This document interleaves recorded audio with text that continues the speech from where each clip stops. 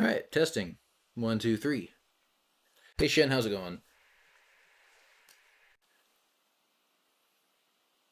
So we're trying something a little bit new. We're going to try to stream to hello Masquerade Studios. We're trying to stream to Twitch and YouTube at the same time. So what the hell? Are you not gonna wear headphones? Nah, it's fine. I can hear you. Yeah, but you can't hear the game. Oh no. Hi Kit Kat, Yeah. how's it going? Minnesota, how's it going? We love you too, Minnesota. I'm thinking the reason you don't want to hear the game is you don't want to be scared shitless again like last time. Do you want me to get my little earbuds out and you can have one earbud and I can have another? No, I mean it's fine.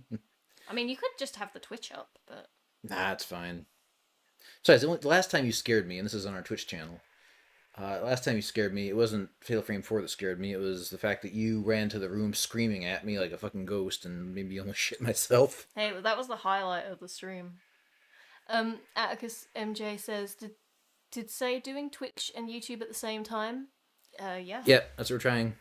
So that we can hopefully get some more people in here.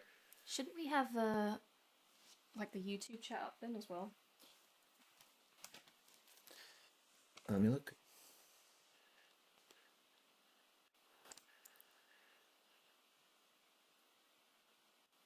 The Lost Village. Alright, so bit of background. I've played this game a lot of times. Matt's seen me play it once. He watched me play through the whole thing. It was a while ago. But since Christophe Gans is supposedly... Shit. Hi guys, welcome back to my channel. Where we do makeup tutorials. No, I'm trying to see. It doesn't say we're live. It's fine if we're not. We're on Twitch, so that's a big thing, so... But we are going through Restream, so hopefully it hits everything. But, how about I get my phone and Wait, here we go, live. I'll keep an eye on the chats and the YouTubes. How about that? Golden Purple is here in the YouTube chat, and Shen is also in the YouTube chat. Ooh. Cool. Well, I say we get this mother going.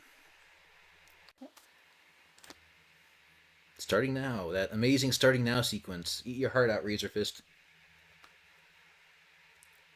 Let me know if the game stream is a little bit too loud. Okay, well, if you want to keep on the YouTube chat on your tablet, then that's fine. Yep, I can do that.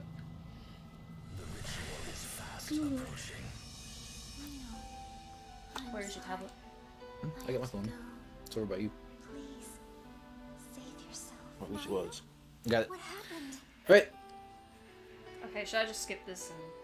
No matter what. There's not. This is emotion. This is magic. I guess we could also talk about the Grudge series that we watched a bit of. Yeah, we watched the Ju-on.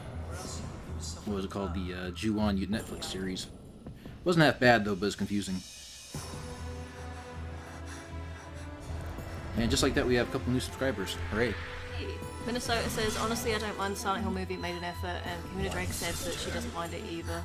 See now, Aside from some changes in consistencies. that's where I'm at. When I first originally saw it, I didn't know much about the lore besides Silent Hill 2 because I was a Silent Hill 2 nut.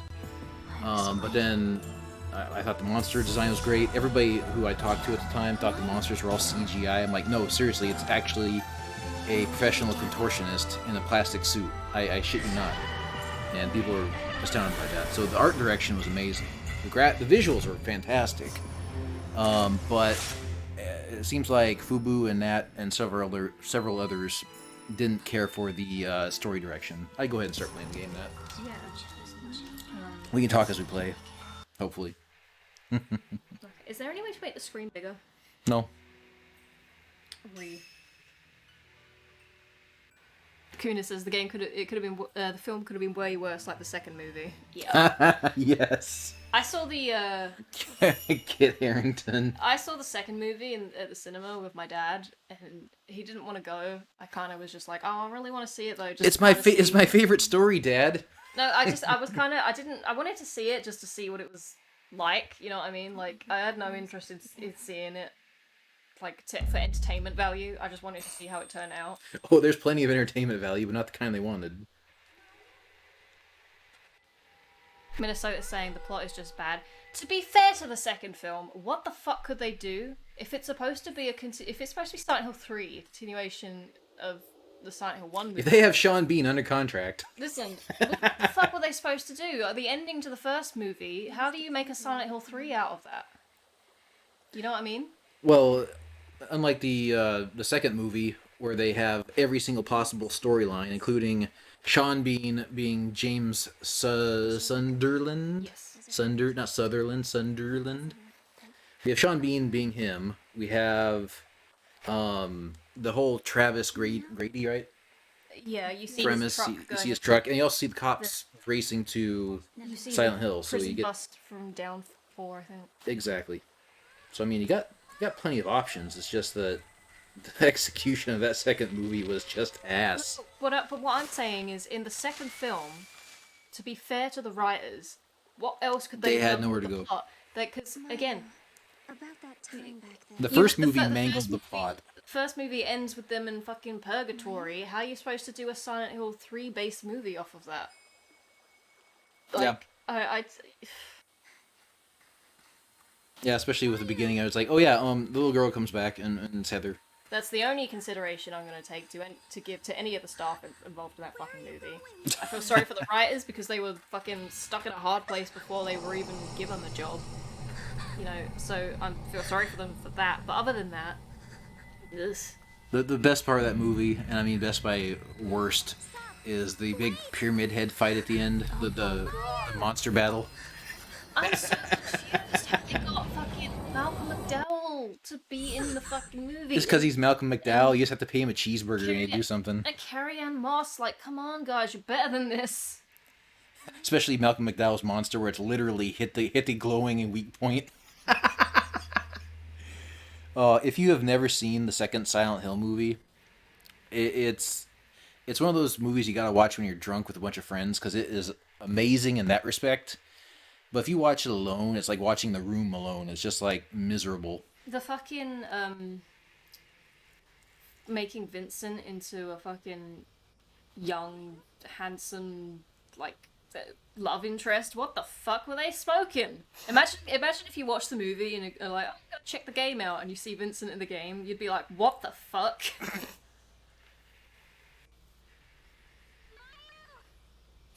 It'd be like, Kuna Drake says Pyramid Head is kaiju now. it'd be like Pretty if, much. It'd be like if they made a Silent Hill 2 movie and the guy they get like fucking Khal Drogo to play Eddie. Miscast. Yeah, it'd be like, what? Who's the guy who played oh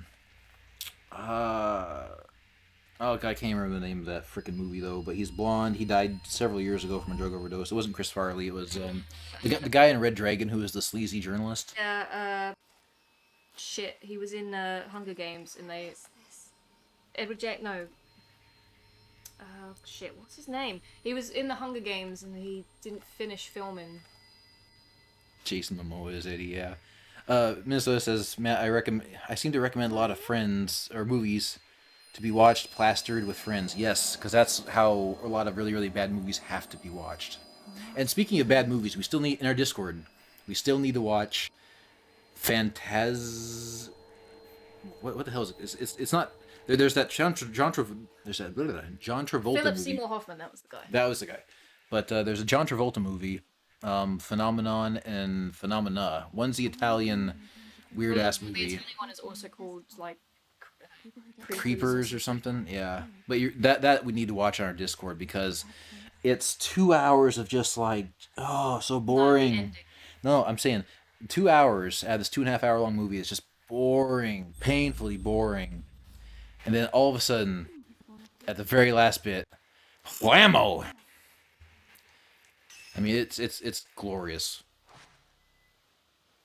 And do not ever Wikipedia that movie. No, Going Completely Blind. Going It's Completely wonderful to Blind. See that ending. Nat and I laughed for about 10 minutes straight. It was so absurd. And it was honestly... You know how, like, in Red Letter Media, when they talk about, like, movies that are just really, really, like, meh, then all of a sudden there's that high point? Oh my god, what a high point. Kuna says, yeah, we need to do a bad movie night. Absolutely. FYI, I'm not going to be actually reading a lot of the notes that we pick up in this game, because fuck it. If you're at all interested, if you guys are watching this back, if this is a recording and you're watching this, just pause and read, because I ain't about that shit. Can you even see anything? It's black as shit. It's very, very dark, yes. I'm trying to make a best of a bad situation, okay? But you're saying that I can't get the screen any bigger, so... I wonder if anyone's here. Kit Kat says, what about bad anime? I don't watch anime that often. You mean all anime? Oh, spookums. Spooky. That was a spook. But, yeah, basically I heard that, this is old news at this point, but apparently Christophe Gans wants to make another Silent Hill movie. And he also wants to make a Fatal Frame movie. Now, get your fucking dirty hands away from my fucking Fatal Frame, alright? You don't even fucking touch that. Don't even look in its direction, Mr. Gans. Senor Gans. Monsieur Gans. I'm pretty sure it's hair Gans. What? Hair. It says Mr. in German. He's French. Is he French? Fucking idiot. Christophe Gans? Yeah, sounds right up there with Grubels. Should we go inside? But no, don't touch Fatal Frame. Although, speaking of that, if they're gonna do... There already is a Fatal Frame movie, and we watched it. Maya. It was pretty good. What's wrong? But my only problem with it is they didn't use the camera very much. It was like I don't even think they really used it much at all to kill the ghosts. No. But it was more of just like a generic kind of ghost story movie, but it was still good. But I just wish that I'd used the camera a bit more in it. But the people who were making that Grudge series on Netflix, I could see them doing a decent adaptation. Yeah, possibly. Because the cinematography is in that, it just reminded me of playing a Fatal Frame game. Well, the black and white flashbacks. Yeah, I think especially. that's just a staple of kind of Japanese horror in general, but... I don't want to kill anyone. I think it'd be good. I'm trying to think of who would do a good Silent Hill movie. I mean, again, I still think Christophe Gans has an eye for art and cinematography. It's just that the story writing aspect was absolute garbage. But, like Kahuna sent us in our Discord, there was the... what's her name? The lady who wrote that Silent Hill 2 book on Amazon. Let me look her up real quick.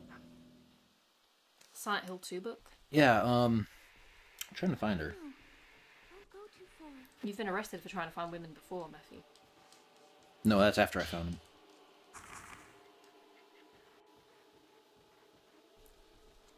But, no, Kuna sent us a video earlier about a YouTuber who defended the movie, saying that considering that Silent Hill 1 has a really good story, but it's not written well, is what they claim. They kind of made the best of a bad situation with the Silent Hill movie. Then that person is wrong. I didn't say they were wrong or right. I said that that's the defense, or a defense. I won't say it's the defense. See, like, for a while I was defending the Silent Hill movie because of the visuals. I mean, it was kind of over the top. It definitely messed up the mythos. But, overall I had fun watching it at the time. But again, I didn't know anything about Silent Hill 1 or 3. Honestly, I'd rather watch an ugly fucking movie with a good plot than a boring ass fucking shitty plot with a beautiful background. That's how I felt about Avatar. Everyone was fucking praising that movie when it came out, and I watched it and with my dad, and both of us, we were just like, what? Well, Avatar is just vacuous. Little bald-headed shit. Race swap. I'm joking. Wrong Avatar.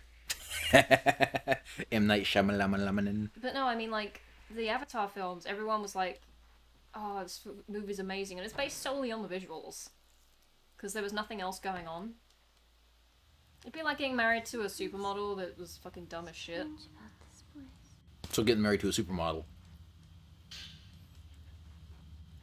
Ba-da-dun.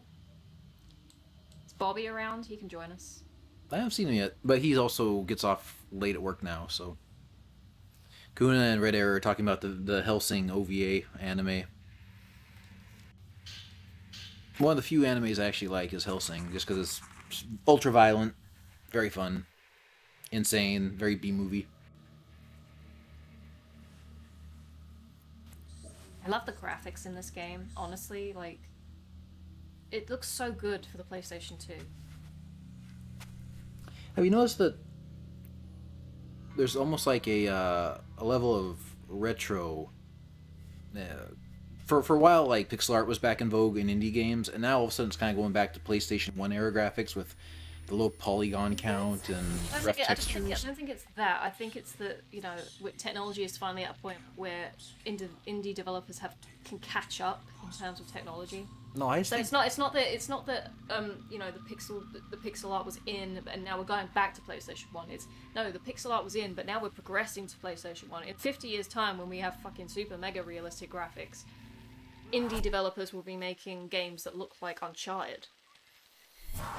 maybe, but I think it's more just the art style is the art styles are being experimented with more in the indie scene than the AAAs and whatnot.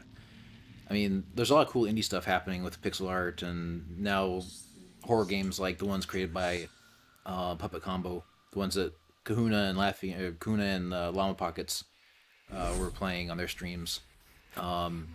Very, very effective horror using PlayStation 1 era graphics. What's that?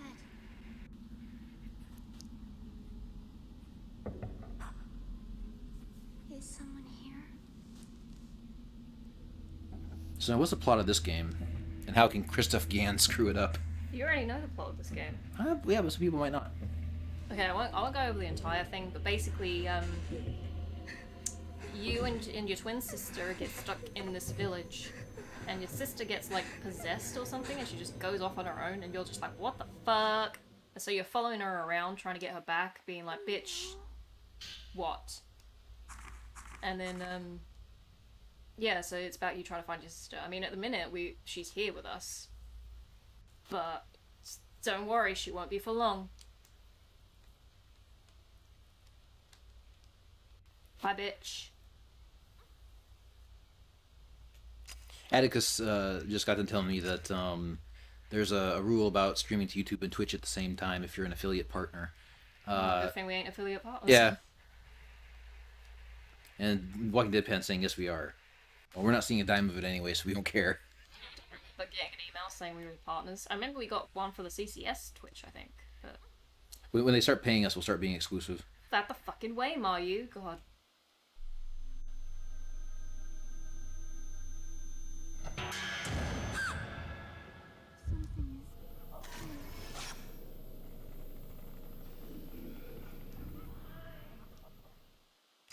That's one of the things I really love about this game is going back when you play again. Oh yeah, no problem, Atticus. We're just I'm just explaining what you mentioned. No, it's good info, but we're not making when they give us a check, I'll start caring. But no, like it's one of the things I love about this game is you play it once and then you play it again and things change. Like a window that was previously like nothing was going on in it before will now have a ghost face in it, and you'll be like, what the fuck? Fucking ghost face windows. Fucking hate that shit.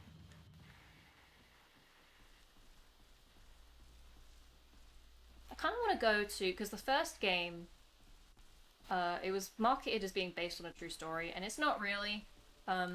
What they mean is that the place it takes place in is like a mansion, and it's a real life mansion, and it's supposedly incredibly haunted, and it's cursed. Mm-hmm. That's the true story element, but the actual story in that game is obviously not true. So I really want to. It'd be interesting to go to that place, see what's up. Yeah, interesting. But to be fair, I've been on a massive like paranormal kick ever since I started watching the new Unsolved Mysteries on Netflix. Well, I was watching, and you were watching it too, actually.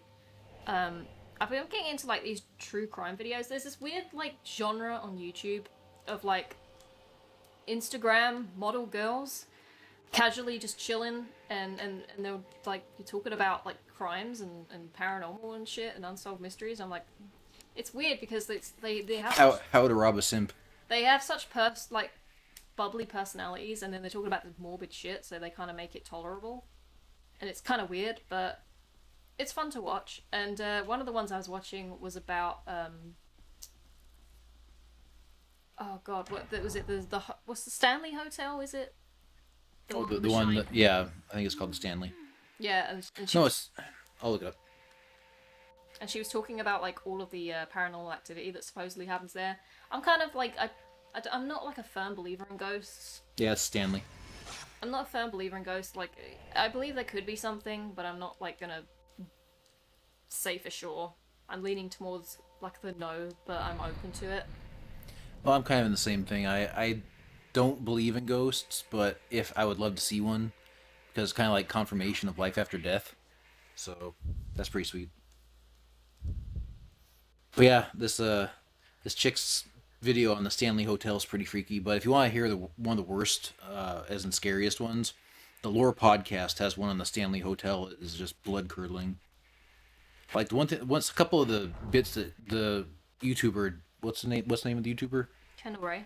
Yeah, one of the bits that she didn't touch up on was the fact that they found, apparently, like, people are complaining about like dirty water in the sinks and stuff, and they ended up finding a body in like the hot water heater. Is there anything going on in the YouTube chats, by the way? Oh no, YouTube's pretty dead. We know where our fan base is at now. Kahuna says she believes in ghost shit, and her uncle has a haunted house. See, I swear, Matt, that I remember you saying, like on a podcast, like before we even met. I swear I remember you saying that you were playing like hide and seek with your nieces, and like you heard clapping coming from somewhere, but it wasn't from them. No, that was my brother and the couple of the kids think that one of the houses they lived at was haunted, but I think that's bullshit. And so I was basically like spending the night over at their place, and I was sleeping on the couch. And when I wake up in the morning, one of my fucking nieces is just sitting there, just grinning at me like that bitch right there on the screen, and scared the living hell out of me. Yeah, wake up to that. No, I specifically remember you saying that you were playing a hide and seek game and you were clapping. And No, it was not me. Kahuna says, I remember that story. See? Playing hide and seek and clapping. Man, I don't remember it. Of course, my memory's not what it used to be. I'm an old man now. This old boomer. So Boomer had a phone. Doo-da, doo-da. I mean, I remember playing pranks on people, and you scaring the shit out of me. Oh, guess what? I sent that clip to my mom. I sent that clip to my mommy to get you in trouble. But no, she wanted me to thank you because I always used to scare the shit out of her. I just walk into a room really quietly and just stand behind her, and she'd turn around and freak out. She watched that clip of you scaring me, and she's like, "Tell Nat I said thanks." In the words of the Joker, you get what you fucking deserve. Yep. You were a bitch, though. That scared the fuck out of me. I'm playing fucking Fatal Frame, and all of a sudden Nat comes blasting through the door going...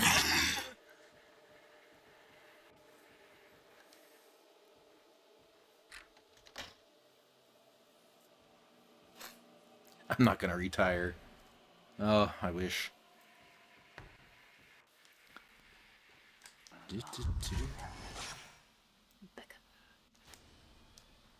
But no, like, if you could stay in the Stanley Hotel, there's that one room they said was particularly haunted.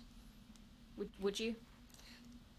Yeah, but the lady said that Jim Carrey, when they were filming Dumb and Dumber, at the Stanley Hotel, mind you, Jim Carrey requested to stay in that haunted room, and in the middle of the night, Jim Carrey came running through the lobby, demanding a new room, and he actually ran outside the hotel and stood outside until he got a new room. And to this day, he says he'll never tell anybody what happened in there, but he was thoroughly freaked. Can I get your phone, please? Because I don't have the YouTube app on my phone, because I'm not a Google whore. And I need to read comments. What's your password on your phone again, Nat? You can tell me. Kahuna says, all that karma, though, coming back to him. And Minnesota Fat says, yeah, that was great. Mm-hmm. And I saved it for posterity. Also, I'm going through our old streams since I have them all backed up on my hard drive. I'm putting up on our YouTube channel, and they're all enlisted because apparently long playthroughs hurt. Yeah. Minnesota says, did you check your pants after that one, Matt? Didn't need to, I knew it was in it. Just do the march of shame to the bathroom and... Kahuna Drake says, smug nat time. But, I put all the, our full Let's Plays in, playlists. They're public, but the videos themselves are unlisted just because if you have, like, 2 to 3 hour long videos and people aren't watching them through, it just really kills your channel, apparently. So, they're there if you want to watch them. Watch them, have fun, and, yeah.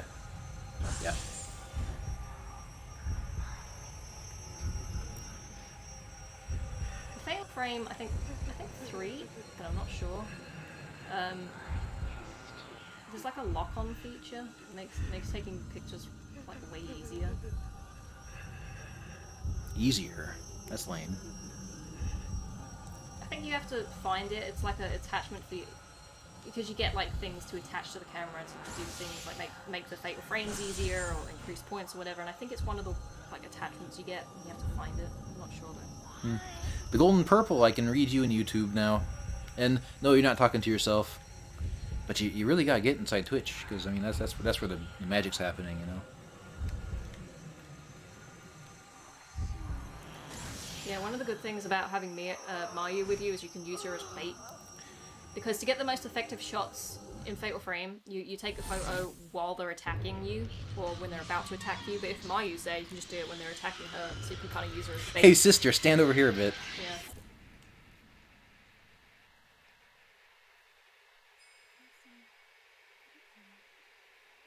Red Air says, did I miss anything good? No.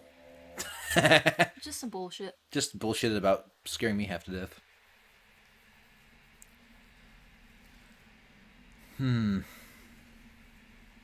The golden purple.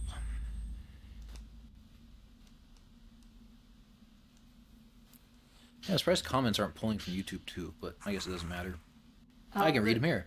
The fucking crystals you get in this game, and you put them into the radio and you listen to the sounds. They're the fucking creepiest part of this game. See, sound effects. I was reading that book on it's called The Terror Engine, and it's about the Silent Hill games. It's a whole like published college thesis, right? 130 some odd pages, and they say that sound design is actually way worse than it's more effective to creating horror than the visuals. Because if you put a character into a completely black room and you like, you know, fill it full of really odd noises coming from like the other side of the wall or something, it's much more effective than just having, you know, something graphically disturbing and then, you know, not much of anything. How do you...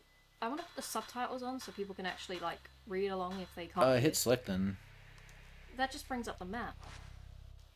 You can't change it at the beginning, can you? I don't think so. Map, item, radio. It's none of those. That's weird. Huh. Unfortunate. How's the controller though? Is it like working? It's fine. Good, because I had to completely rejigger it. Duke's here in YouTube. How's it going, Duke?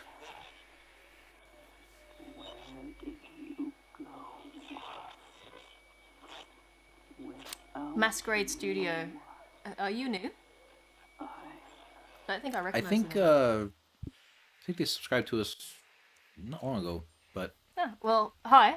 They said I would definitely use my sister as bait for ghosts. Yeah, especially if you can get a picture of them. And Red Era says, what are siblings for if not for satanic rituals? Oh, Kahuna, if you really want to give Red Air something to laugh at, go on our CCS YouTube channel and look up the my Haunting Ground playthrough. It has like quick cuts of like, you know, the good stuff, and the ending I absolutely lose my shit. Sometimes in Fatal Frame, because of the fixed camera angles, sometimes you can't see like hidden items and shit, so it's good to take a look around like that. Like you can't see that from here. Mm-hmm. So it's good to take a look around with the camera. And this is exactly what your entire thesis is about, isn't it? Pretty much, yeah. Fuck is it? There it is. Yeah, third person fixed angles are great for seeing items. Where the fuck is it? No, I said first person because you can't really see them with the fixed. Yeah, well, that's what I meant. Fucking the first game was fucking brutal, man. Because you see here, right? So you've got 7 film and 14 film. These are the different. They're basically like ammunition for the camera. 14 is strong and 7 is like weak as shit. And then you get like Type 28 and whatever. You get infinite Type 7 film. So the shittest one you get infinite of. The first game, if you run out of film, you're out of film, and there's nothing you can do about it. Yeah, it's broken as shit. It's not. I mean, it's great. It makes the game fucking scary as shit. Yeah, but if you're stuck, then you're done. I mean, if you get what if you get to a boss battle? You can get more film at save points, but the save points don't work if there is a ghost chasing you. Oh, so if there's something relentless behind you, you're stuck. Masquerade Studio says my username used to be the Masked Heart 420. Now that sounds familiar. Welcome back. Kundrake, sometimes you don't know what you're getting. Rooms you don't know what you're getting into, or you see shadow or hear noises. Yeah, Hunting Ground was great. Absolutely wonderful game. We should play that again sometime. I never played it with you. I should finish it. Yeah, I know you never played with me, but you have seen the CCS video of me completely getting slaughtered, running around with like a chicken with his head cut off, screaming shit.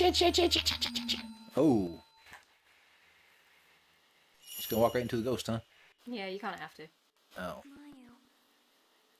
Plus, it has a cute doggy. Yes. Yes, has a doggo. Every game is better with a doggo.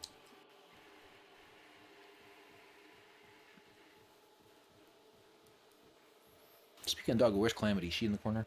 She's in her bed. Oh, she's sleeping. I gave her that bone and she's not eating it. So this is like a power-up, pick-up thing, attachment. Bye, Kit Kat. Bye. Come back soon. We miss you. We love you.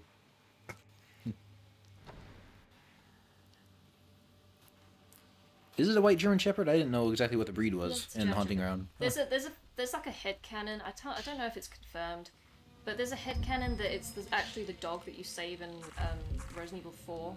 You know, the one you get from the bear trap. Mm-hmm. I don't know if that's been confirmed. It's kind of a stretch, isn't it? Shit. Oh, fuck that. Fuck that. I didn't think she was gonna come out. Blast that bitch. No. She's gonna charge at you now. She's gonna run right at you. This was the one ghost in the game that especially freaked me out, especially the backstory to her. Oh, was she like trapped in a box or something? When the catastrophe happened, she hid in the box with her baby son, and they were both killed. Oh. And now she's looking around for her baby son, and in the soundtrack, she has her own like. Shouldn't you just wait for her to get closer so you can get a really good shot? She has her own battle music, and you can hear a baby crying sometimes. It's Jesus Christ, man.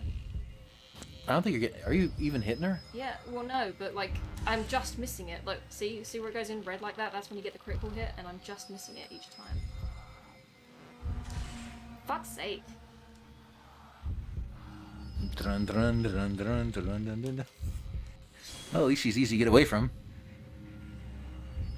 Now she's clipped in a wall. Yeah, there we go.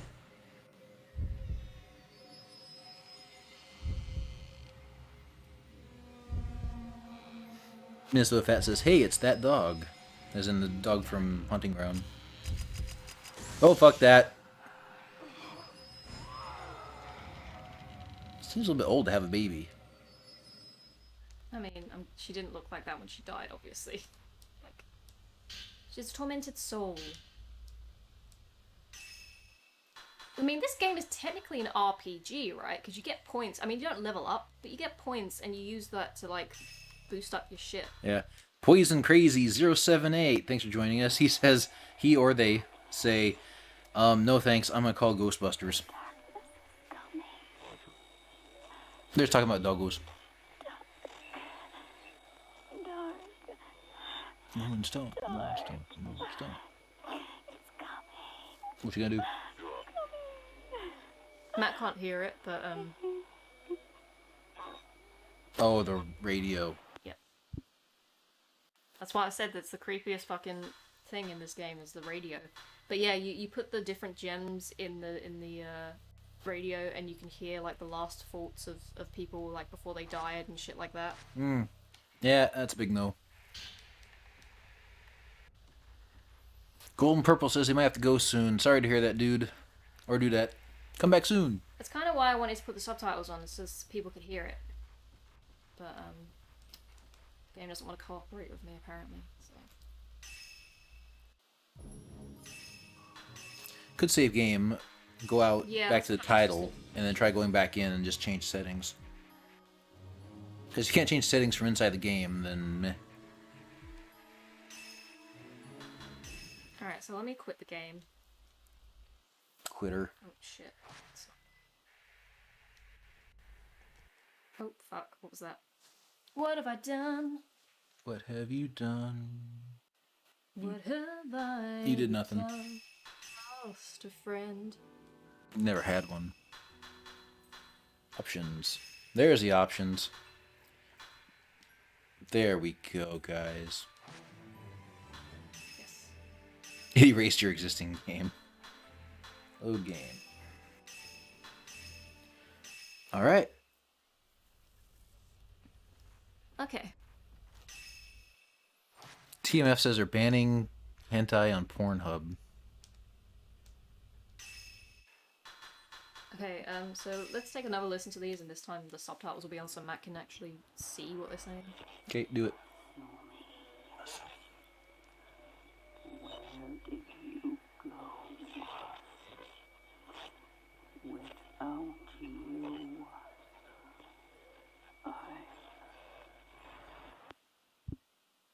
Alright, so that was the first one. This is the baby one, right? Mm-hmm.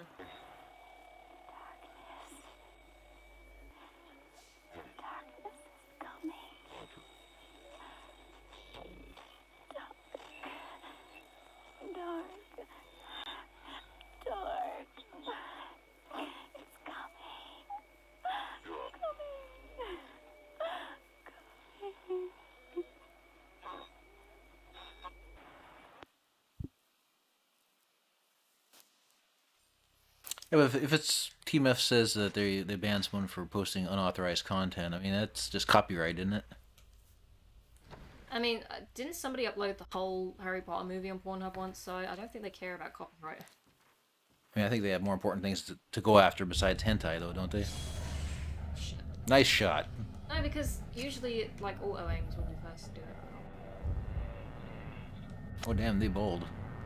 I think there's more than one of them in here, but I just want to focus on this one for a second. Oh, yeah, these are the doll things, right? These are just like Shit. I don't think... Oh, no, swing I and a think... miss. Fuck. Never mind. You got the alien. Good job. I'm sure there's more than one of them. But... I'll just take him out first then. I'm trying to... Come at me, bro. Go to attack him. Nice Hollow Man look.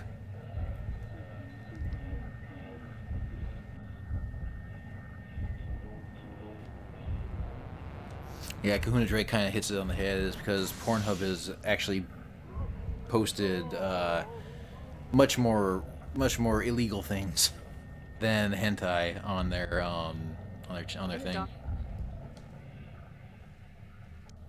So there are others. There we go.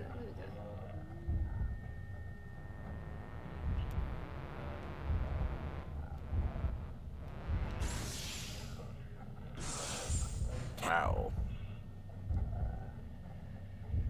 If my mum was a protagonist of a Fatal Frame game, she'd fucking kill it, man. Because, like, my mum's the type of person, she has to take a photo of fucking everything. Well, she got rid of that video of your cousin dropping you on your head when you were a baby. So. I don't know. That was... I don't know if it's that. TMF says Patreon demanded the person remove NSFW stuff too. They had to move to Subscribestar. Apparently, Patreon claimed that they were minors, but it's only because they're anime. Well, I mean, my first foray into that kind of thing was what was it called, Demon's Bane, when we were doing our Lovecraft Christmas specials, where we take something H.P. Lovecraft inspired and do a review on it. And I think it was Kenny might have chosen Demon Bane, or maybe I did. I can't remember who. But having a 5,000-year-old deity character looking like a 12-year-old girl, that's That's that's a whole lot of bullshit.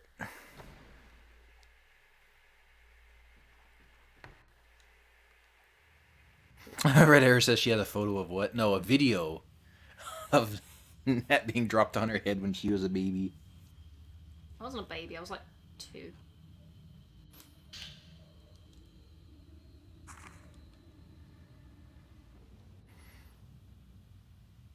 Automod. Apparently, Automod held a message from the chat. So. Yeah, but that's because it has the word L-O. It sounds like lollipop. Okay. So...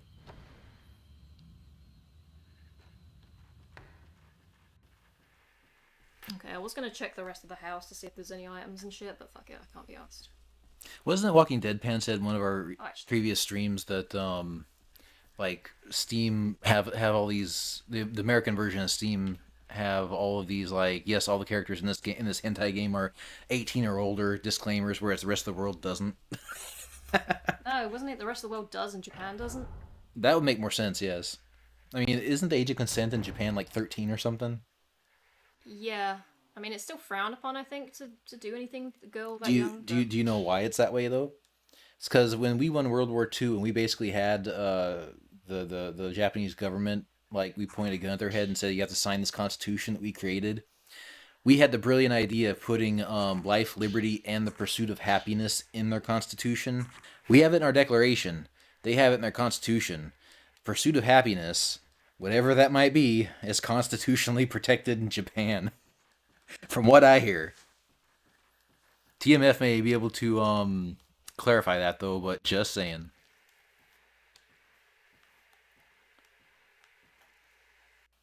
Okay. Actually, I'm gonna go ahead and upgrade the camera real quick.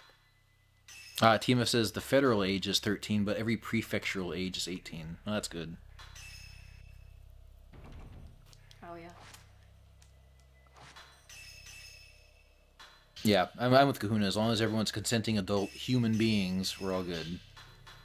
I'm not going to be Shank Uger and say that, yeah, you know, doing things with animals is, that's not a victimless crime. No, yeah. Did he say that? Yes, he did. He got a ton of shit for it, too, and rightfully so. He said it isn't a victimless crime? Or it is? No, Chink said it isn't a victimless crime because apparently the animal gets at something out of it, too. And it's like, So that would mean it is a victimless crime. in his eyes, it is a victimless crime. Okay, that's gross. Yes. And that's why I got shit.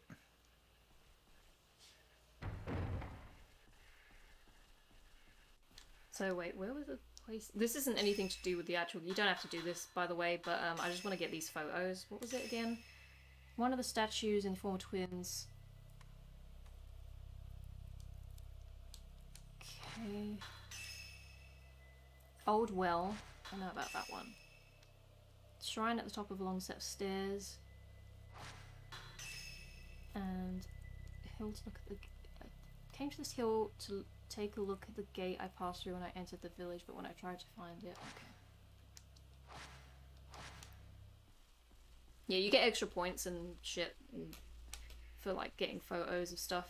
There are some, like, places where you can take a photo of something, but you in one section, but you won't be able to in another, so you better do it while you can.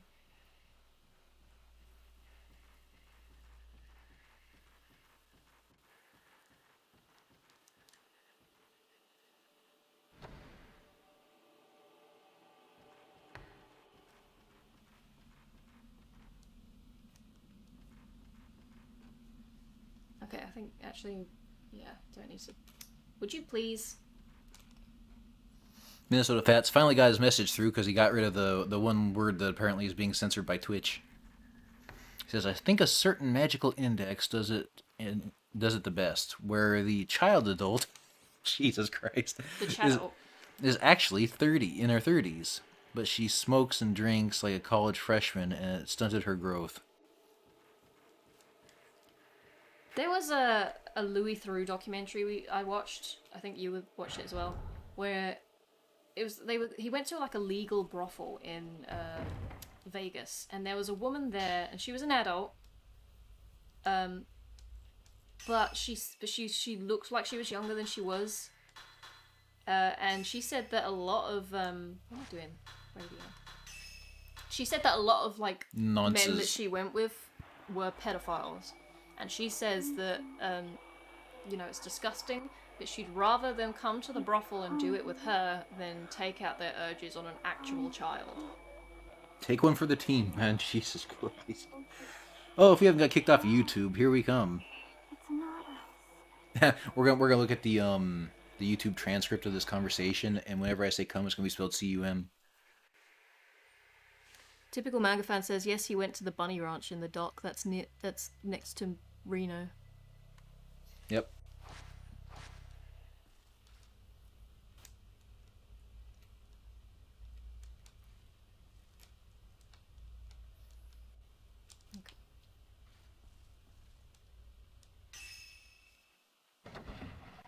Like, you can see her apartment in one episode, and there is just wall-to-wall cheap Japanese beer cans and cartons of cigarettes everywhere. That's not the documentary. Yeah, That's yeah, I the know. anime he's watching.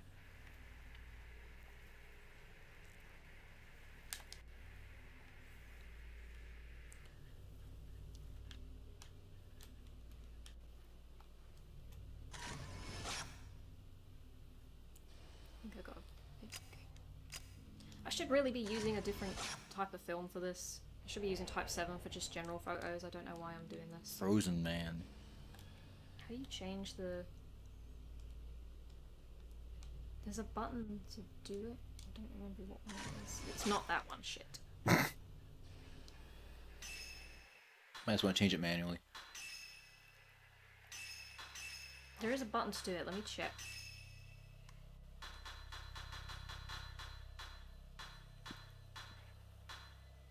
Basic camera operation. Circle button. I'm sure it's not a attachment that you have to get. It could be.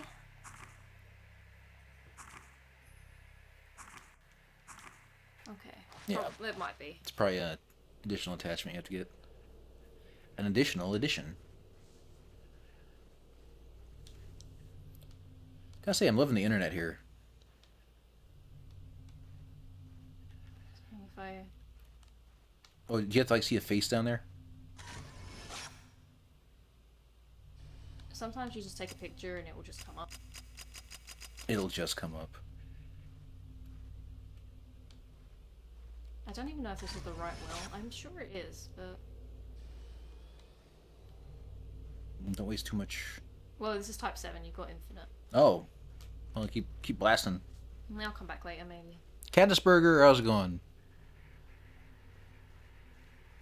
Caddisburger says, I didn't know that Twitch supported terrorist groups, and hello, pals and gals.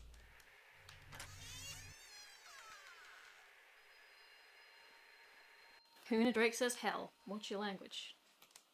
You know what's weird? In the UK, at least where I was growing up, words like hell, crap, damn Who are you? aren't swear words. We never got in trouble for saying them, and I didn't even know they were swear words until the first time I went to the States and was just using them. Yeah, well, I wasn't even allowed to say shut up. When Stromboli hits Pinocchio's cage and tells him to shut up, my parents always told me that was a curse word, to say shut up. Oh my god, I should have been raised by the goddamn Amish.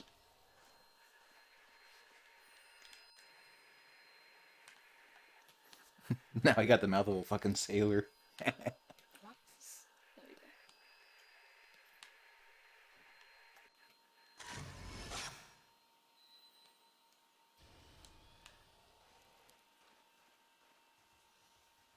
The lingering authoritarianism of the Puritans, yes.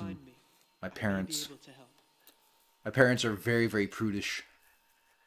Yeah, they wouldn't let your nephews play, was it Marvel v Capcom? Yeah, they didn't want me to. They didn't want to play Marvel vs. Capcom 3 because they thought it was too violent. And I'm like,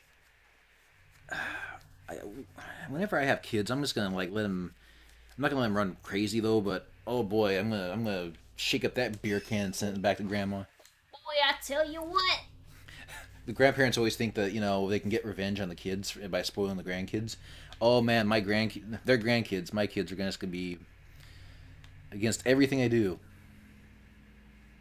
You know, one of the funniest things that ever happened was, you know, that really, really raunchy sex scene in Highlander. I mean, it's pretty graphic and pretty long, and you know, you hear the saxophone and all that kind of shit. And we were watching Highlander, and I was about like 12 or 13, and I'm sitting between both parents on a couch with my little brother, who was 11 at the time, and that scene comes on, and all of a sudden, like, but my dad was sitting on the left hand side. He just leans over and looks at my mom, who's holding the remote control. Like, are you gonna change the fucking channel? Oh my god, My dad would let us watch films with like a lot of violence and sex scenes in them, but he would just, you know, when they come up, he would just skip them. Like, I don't know. I think my parents were pretty laid back when it came to showing me films and stuff. Mr. Fat says, when am I gonna get on that task there, Matt? Oh, when I feel like it. Oh, what was that? I think it was a subscriber? But I can't see who it was because stuff is in the way. Fine, I'll grab it and I'll move it. Look at this. Oh. A few seconds ago, Microslice has followed us. Hey, Microslice. Thank you for joining us. Casburger says, how could you betray me, Automod? Yeah, it's catching your very, very colorful language. Everybody betray me. I fed up with this world. I mean, it's edgy humor we'd normally say, though, but for some reason it's just being a thing. Comics Anime, how's it going, dude?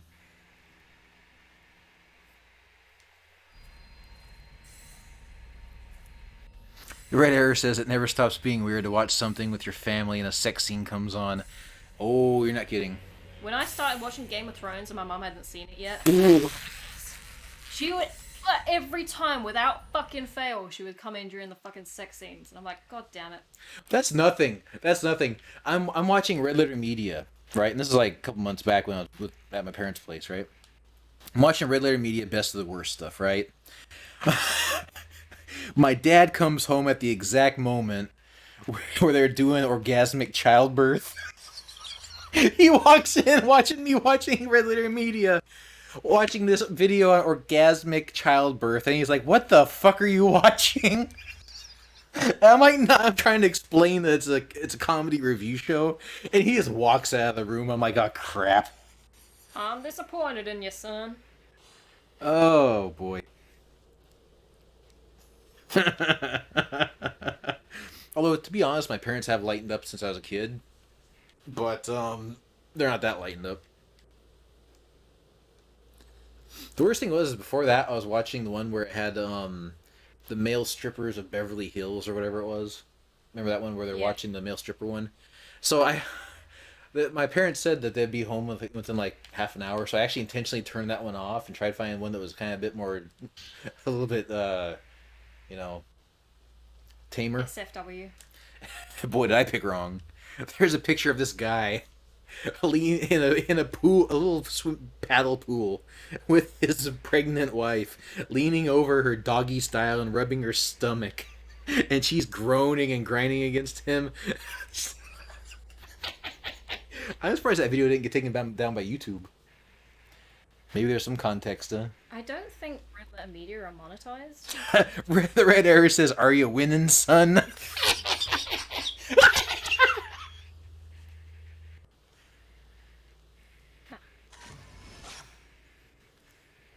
Comics Anime, hey! You guys should try being married when your wife walks in on you watching that. No, it'd be worse if your wife was in that. Oh. You watching it and then she just... She just comes in and is like one of the pregnant women. You told me those stretch marks because you were fat.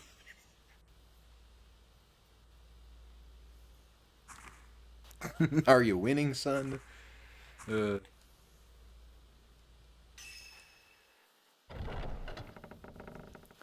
Matt, does your boyfriend voice acting work at his parents' house? No, I'm actually doing it here. And luckily, whenever they're out of the house, that's when I usually end up doing it. I decided to I was thinking about doing it at Nat's mom's house, but I was like, no. I had to wait to give Lemur her really, really not safe for work voice acting bits. All for you, Red. All for you. Kuma Drake says, I'm making a video. I swear. Yes, hilariously uncomfortable. That's an understatement. Doing voice acting where I'm saying very, very, very, very sultry things. And someone walks by and pauses by the door and keeps on walking. Little red, let me in. Stuff like that. So have any of you guys watched the Unsolved Mysteries thing? I think, no, 1 second. We'll get to the Unsolved Mystery thing in 1 second, but Red Error makes a good point. Son, what the hell are you who the hell are you talking to? And I'm like, it's for money. Basically, it's a male equivalent of a thought. A Twitch thought. Male asthma. If Minnesota Fat says, I want to say the first sex scene my parents walked in on me watching was the one from Top Gun. I don't remember that one. I just remember the Highlander one. I mean, very suggestive. Anyways, you were saying about Unsolved Mysteries, Nat? No, well, I was asking if anyone else had seen it. I am an OG with Unsolved Mysteries. Catisburger says it's the job of children to disappoint the parents. Yep. Kuna says, I watched an episode last night of Unsolved Mysteries with Llama. The one that got to me, I didn't see all of them. I only saw a couple, but the one that got to me was the guy who they say jumped off the building, but he clearly fucking didn't, because his cell phone wasn't broken and his glasses weren't broken. And the hole was about, like, 10 feet away from, like, the fucking... You have to jump out 40 feet to land that landing. What if the hole was just, like, coincidental? What if the house moved? I'm joking. No. I mean, here's the thing. I was actually, after I watched the entire series of Unsolved Mysteries, I went on the Unsolved Mysteries Reddit.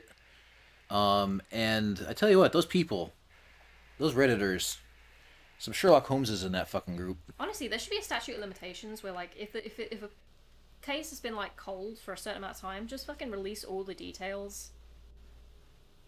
And then just leave it up to internet sleuths.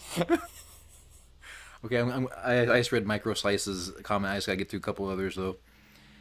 Let's see. What Unsolved Mysteries thing by Minnesota? The Netflix series. They basically revive the 80s and 90s Unsolved Mysteries show. It's basically true crime detectives. Documentary, mini documentary kind of thing. The original Unsolved Mysteries was amazing.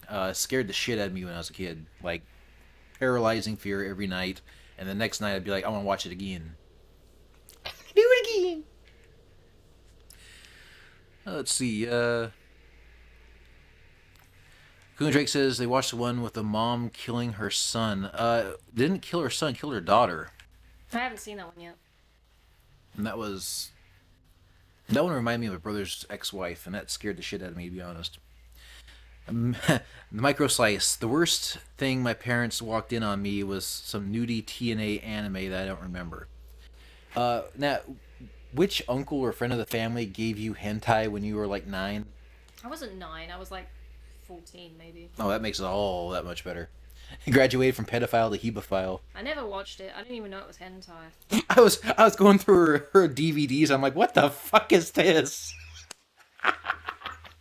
It's an entire trilogy of like it's like pornographic aliens. It's called like something of darkness. I can't remember.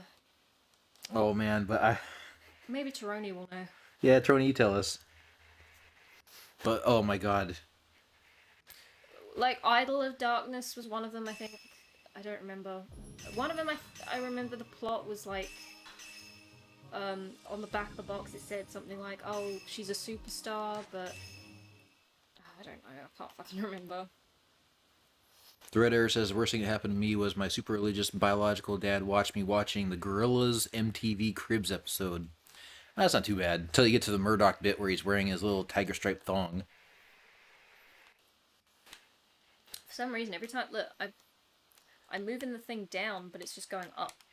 Oh, here, watch. So yeah, PlayStation 4 controllers are like that. You gotta make a half circle up and left, and you gotta click in. There you go. Okay. That should help. Yeah, PlayStation 4 controllers are notorious for getting stuck in the upward position. It's a shame because otherwise it's like the perfect controller. Oh, they're comfortable as hell. That's why I got one of those instead of an Xbox controller. I mean, it just fits your hand perfectly. It's just so comfy. PlayStation pretty much got it fucking right out of the bat with their design for like controllers and stuff. Because I know how every console generation they're like, oh, we have to redesign the controller slightly, but it's like as soon as you got to the PlayStation like 3 or 4, it's like, well, you can't improve on perfection. You know what I mean? Yeah. I mean, the PlayStation 4 controller is one of the best controllers, period. What are they going to do with the new one, though? It's not speakers and controller. They already have that. They got the 6-axis stuff in it that is never used by anything.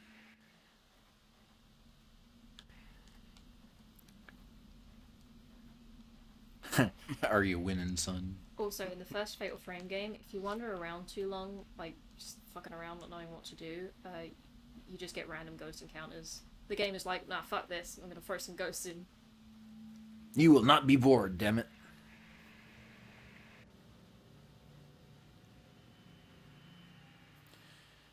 Yeah, Minnesota Fat says, too bad the PlayStation 4 controller has a battery lifespan of a gnat. We keep ours plugged in because it's the only way you can run it on a PC. Unless you have a Bluetooth connection, which is a royal pain. Microslice, it's not hard to take the controller apart and lube the sticks with some lithium grease or graphite powder.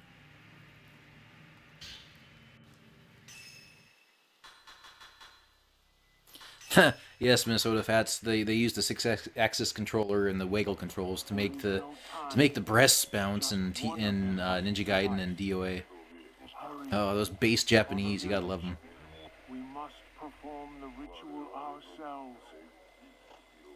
Kill her. Kill her. I always think the radio looks kind of like a face. Yeah, I think it's supposed to. But it's cute. Red Air says Lollipop Chainsaw. I wish they'd bring that to Steam. Lollipop Chainsaw is one of those games that it's hokey, it's sexy. It just seems like a game that'd be fun to play. And I never got a chance to play it. No, it's just needless TNA. Okay, Valley Girl. Comics Anime says PlayStation 3 controller was perfect in their internal battery. Oh God, please don't. Oh, is it doing it again? Yeah, a little bit. If it does again, just pause it and hand me the controller. I'll take care of it. But apparently, the controller sticks, unless you order like a new circuit board, you have to like just kind of dick around with it a little bit. You have to do like a full circle with the control stick while pushing the L3 button in on the control stick all the way around and all the way around back, and it's supposed to lube it up, I guess. Oh shit. Oh.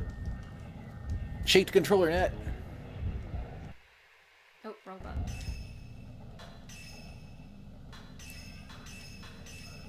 Microslice says the game also calls you out for looking up Lollipop Chainsaw's skirt.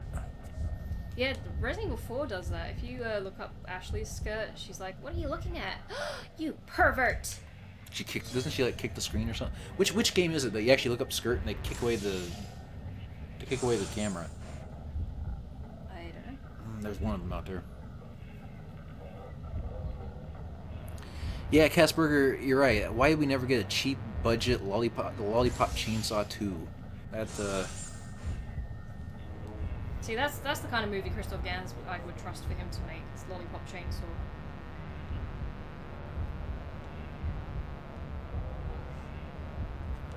I'm just gonna give Oh yeah, Atticus, you're right. It's Nier Automata.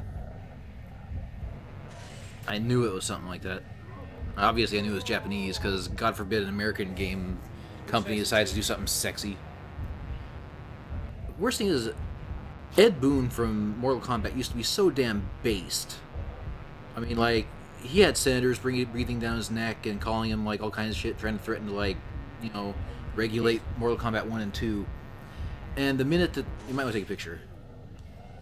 And the minute that you know, the sexism thing starts coming up, and oh my god, the bikini-clad warriors, he just totally caves to it. When in reality, if you're a female fighter, whether it's MMA or whatever, you do technically kind of wear like sports bra and tiny shorts. And MMA guys, they wear like little tiny boxer things, right? So if you're an actual fighter, you won't want to be wearing a burqa. It doesn't make any sense. It's hot, it's heavy, cumbersome. It just gets in the way. It's like trying to do any, as a woman, I know, trying to do anything in a long fucking skirt is just like, no. You heard it here first. And that's an internal misogynist.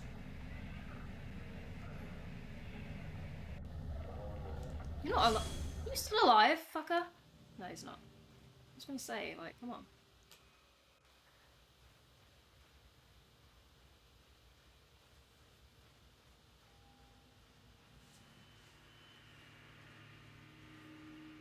But no, the Fatal Frame games, they always have great atmosphere. Kuna Drake, female, mind you, in case you don't know, says, I mean, just take the advantage of the dudes ogling you and then just destroy them. Yes. Like that episode of Friends where, like, Phoebe, like, flashes Chandler in order to distract him so they can get the ball off him. Yeah, they're playing football.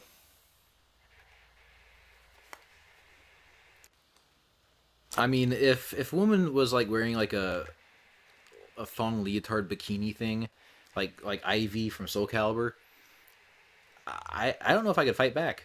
I'd just be like, you win, I gotta go over here for a little bit. You wanna join me?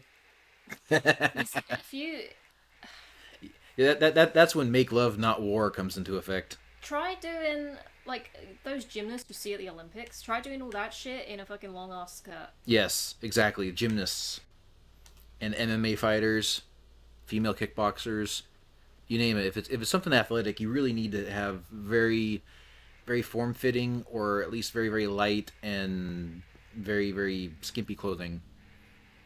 So a martial arts tournament, sure, absolutely. Not that I agree with, you know, some of the early Sonya costumes, like the one from Mortal Kombat 9, where her top was literally just a tactical vest with massive cleavage. It's like, yeah, I'm pretty sure the military chick would actually have like a t-shirt on under there. But, you know, the Outworld girls, I mean, they could at least still be like, you know, the sexy ninjas. Shit. And plus, I'm also totally like sexually positive, sex positive when it comes to this kind of stuff. So have guys be good looking too. Hey, you know what? Make everybody happy. Cheesecake all around. Red Air says, Matt, what's with you and leotards? Oh, if you only knew. They're comfortable.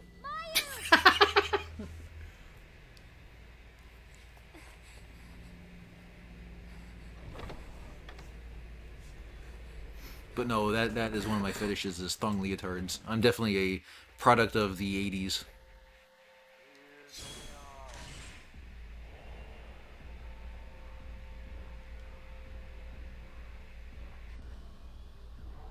God, I keep forgetting to switch the fucking film. Oh. Here come the villagers.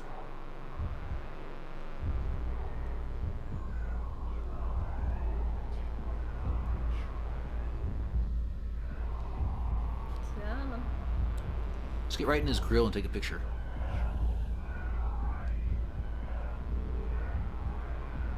Try and kind of like goad him into. Oh shit. Wrong one. Oh fuck.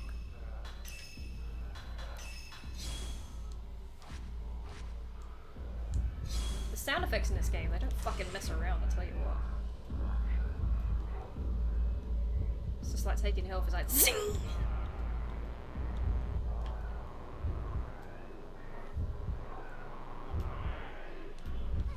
Oh, you fucker! Like, come on. He's got a staff. I know, but like he barely like rears up to do it, and then You like run at him, take a picture, and run back. you can't run when you're in camera mode. You can only walk. Circling you. They're coming for you, Natalie. Come to Butthead.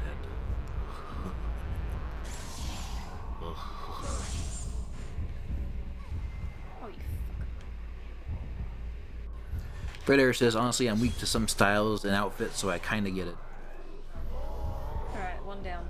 No, I mean, if you look at like most of the sexy fantasy type of females in the 90s, a lot of them are wearing high hip leotards, like Psylocke from the X-Men, Psylocke from the X-Men, and there's Psylocke from the X-Men.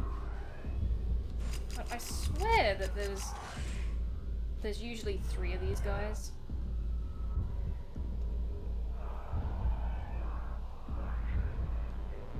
Comics Anime says, speaking of the 80s, do I like Goonies as a kid? I actually never got to watch it till I was in my teens.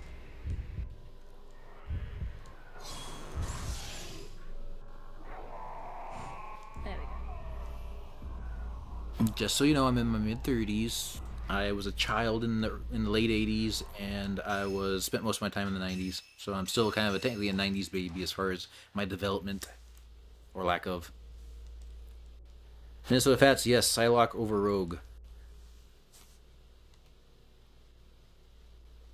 Although Rogue, you know, Southern Comfort. My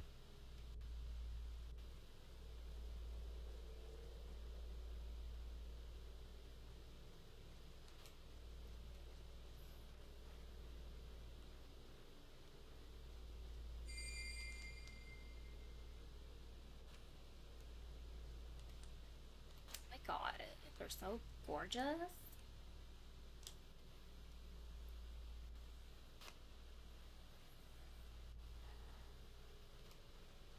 So what was the spookiest thing that ever happened to you, Nat, as a kid? Like actual event or something I watched. Event. Like, did you ever actually like see a ghost? Be ever in a haunted house? That kind of thing. Here's a funny story. When I was 11 years old, I was living at my nan's house, and there's like a thing where some people in my family believe that my nan's house is haunted by my great nan. Anyway, so I was like, it was nighttime and everyone was asleep, and I got up in the middle of the night to go to the bathroom, and I went to the bathroom, and while I was in there, I heard a tss, and I'm like, the fuck was that? And I thought, literally, it was a ghost sneezing. And so I freaked out and I ran upstairs to the loft and slept in my mum's bed that night.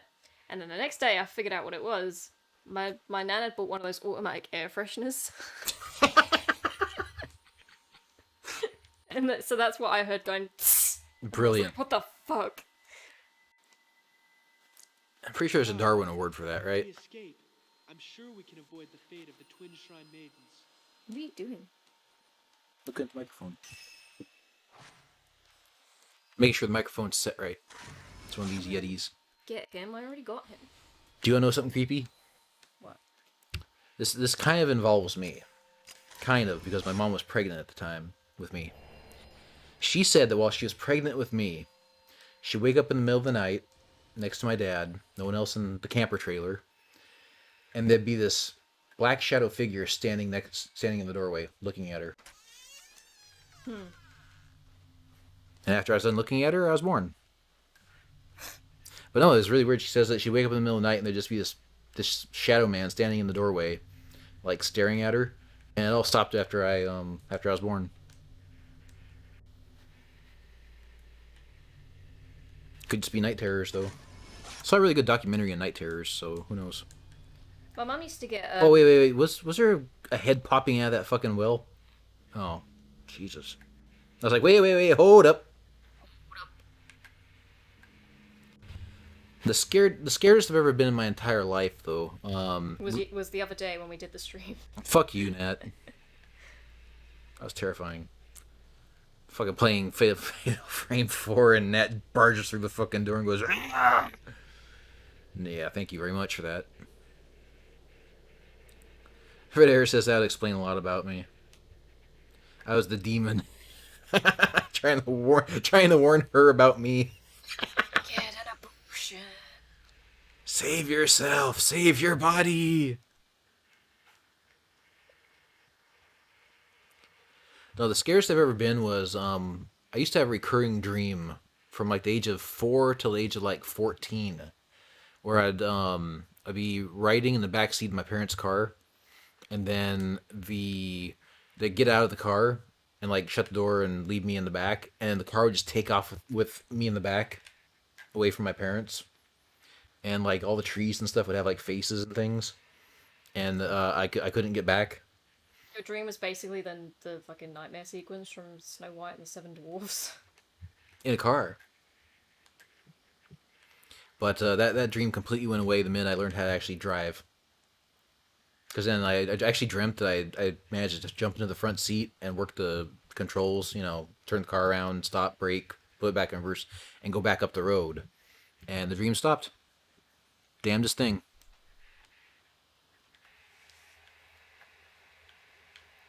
It was just the darndest thing.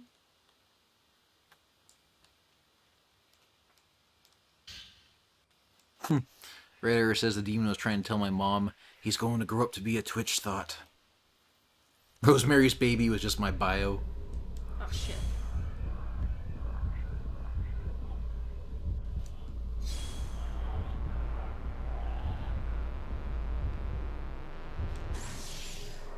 Good picture.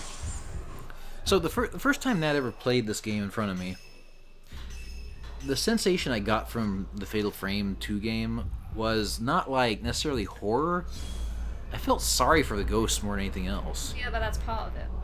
I mean, some of these ghosts, they look kind of freaky and stuff though, but really all they want is a hug.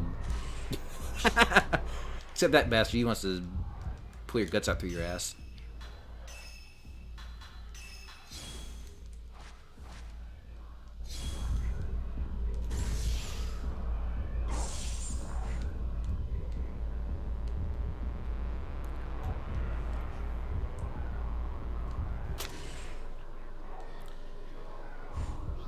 Oh, okay, this time there's actually... Emolina44 says hello.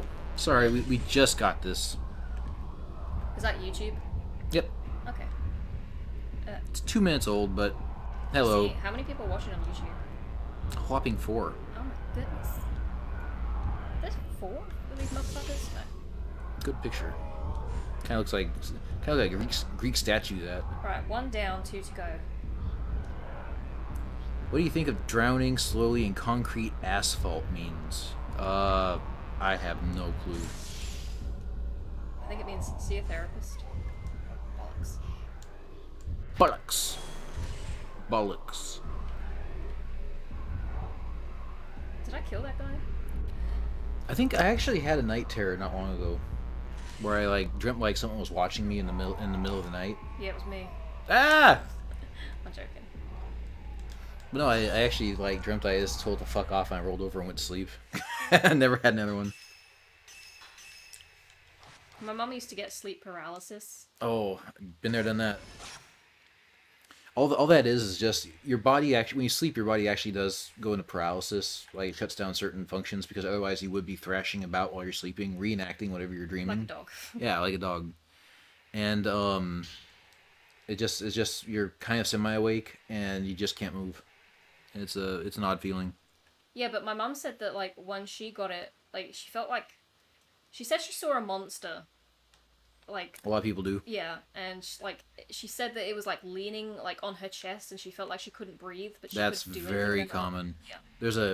Is it a Blake painting that is about like that? Like a what? There's a famous painting of sleep paralysis where it shows like a goblin sitting on a woman's chest and like behind a curtain is a horse. Oh yeah, I know what you're talking about. I think it's might be Blake who made that painting. I'm not sure. I can't remember. But yeah, it's a very common phenomenon. Sleep paralysis and seeing things on your chest.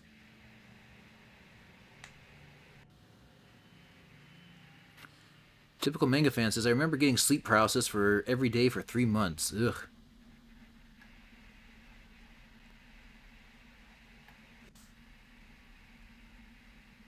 My mum said that I used to sleepwalk when I was really young, and my dad denies it, so I don't know what the fuck happened there. You don't know who to believe.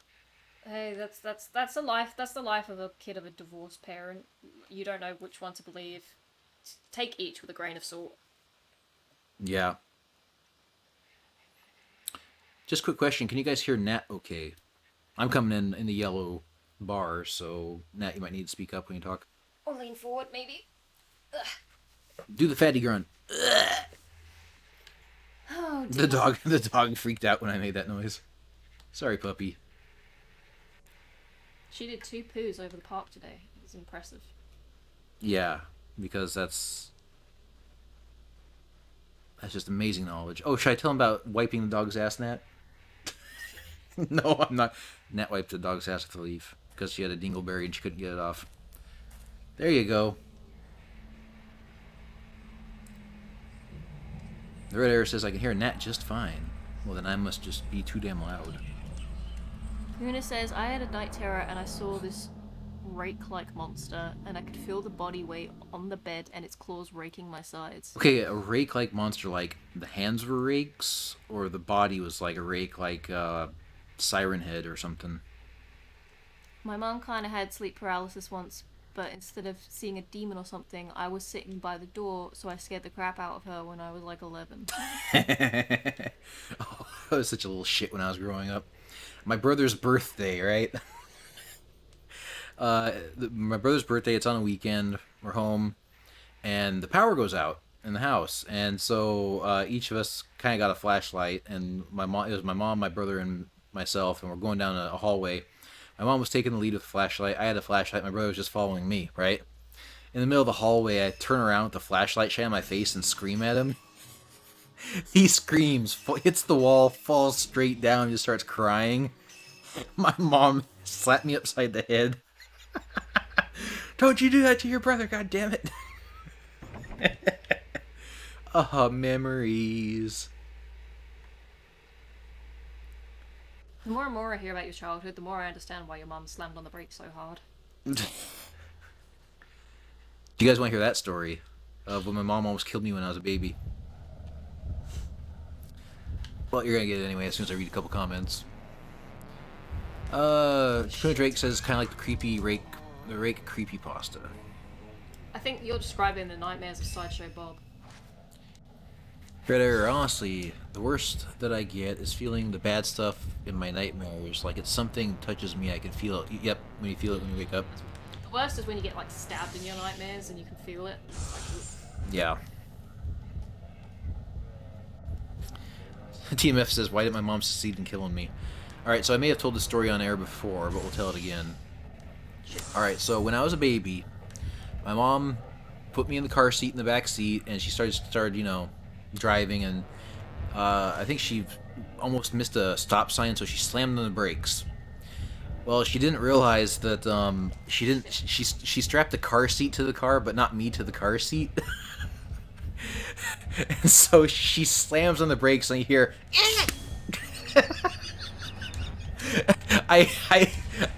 apparently I slid right out of the car seat underneath the passenger seat. And my mom freaks out because she looks in the rearview mirror because she can't see the baby, right? She only sees an empty car seat. And I'm not crying or anything, so she flies to her mom's house, her sister's house, my aunt Leona's house, and she runs in holding me, going, "Oh my god, I killed him!"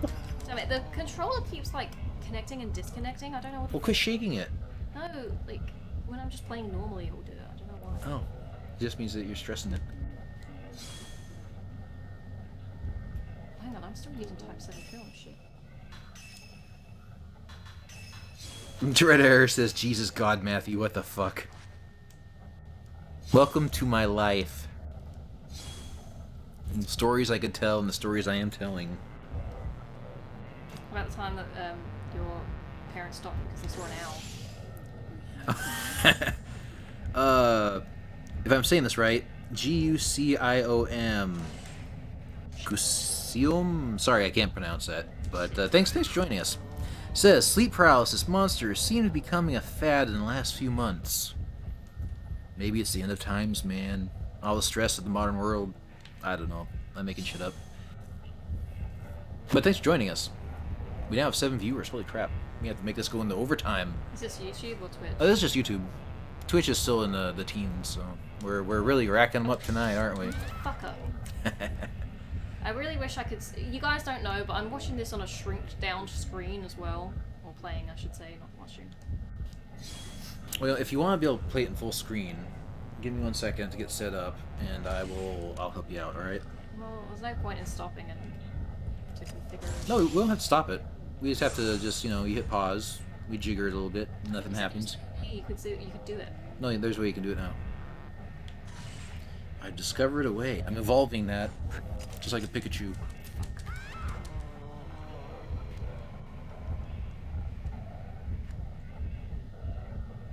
Yeah, it's the one thing about Fatal Frame games is the protagonists, all of them, they're so fucking slow.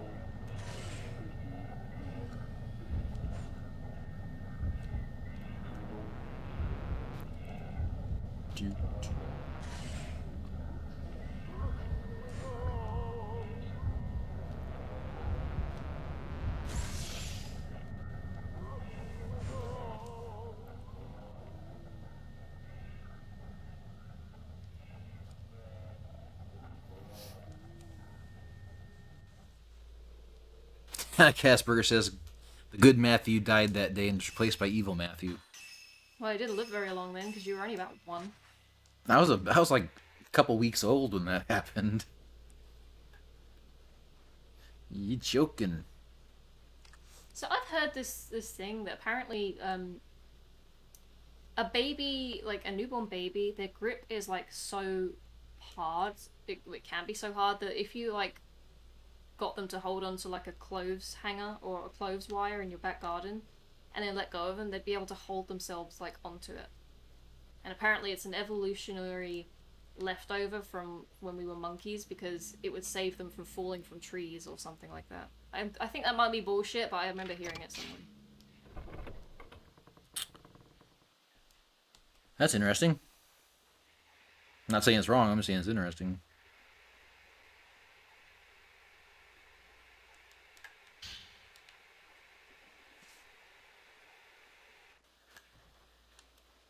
So who got shot in the heart? What the fuck? That was Llama.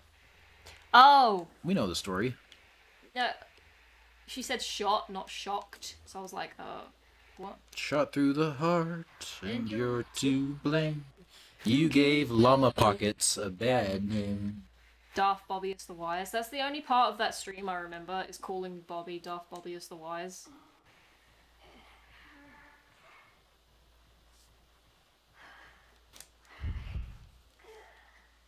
By the way, this fight here is totally optional. I think if you don't take a picture of her, you don't have to fight her. But fuck it, let's do it. Our YouTube friend Gusium, sorry if I'm mangling the name. Go ahead, just correct me. Says new Fatal Frame game, but you are using a smartphone. Okay concept? It depends how you did it, because would it be like AR or would it be like you're just using the motion of the ocean? Yeah. And how would you move as well? Like would you actually like physically move around in your space, or would there be actual controls? Because I don't believe me, I've thought about, Ghost. That's the project you were gonna. Before you did your current project, that was the project you were thinking of doing. Was doing a Ghost AR game.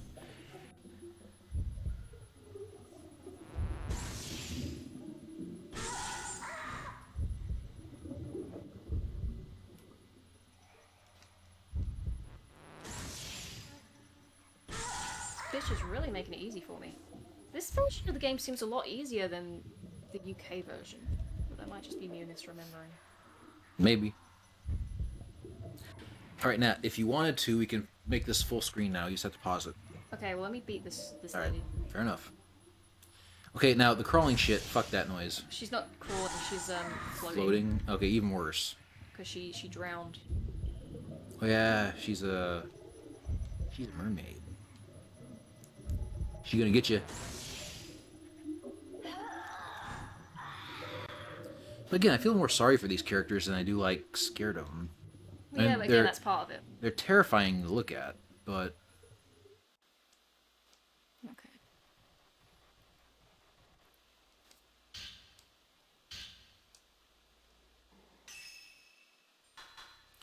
Bomb is the most innocent cowboy. His poor cowboy heart is not ready for this fan base of unquenchable thirst. I mean, you got a good taste of it on the night. Yeah, Mills, Fubu's not safe for work streams. There are many No one's asked me for a voice commission. Come on. She doesn't need British thought. Do none of you want a good British girl to show you how to be naughty? When you can spank. Oh yeah, that was a thing. Oh, should I spank you on camera? What the fuck? Bend over. I'm gonna. I'll give you the right of your life, Nat. Here. Jesus Christ. That was another thing.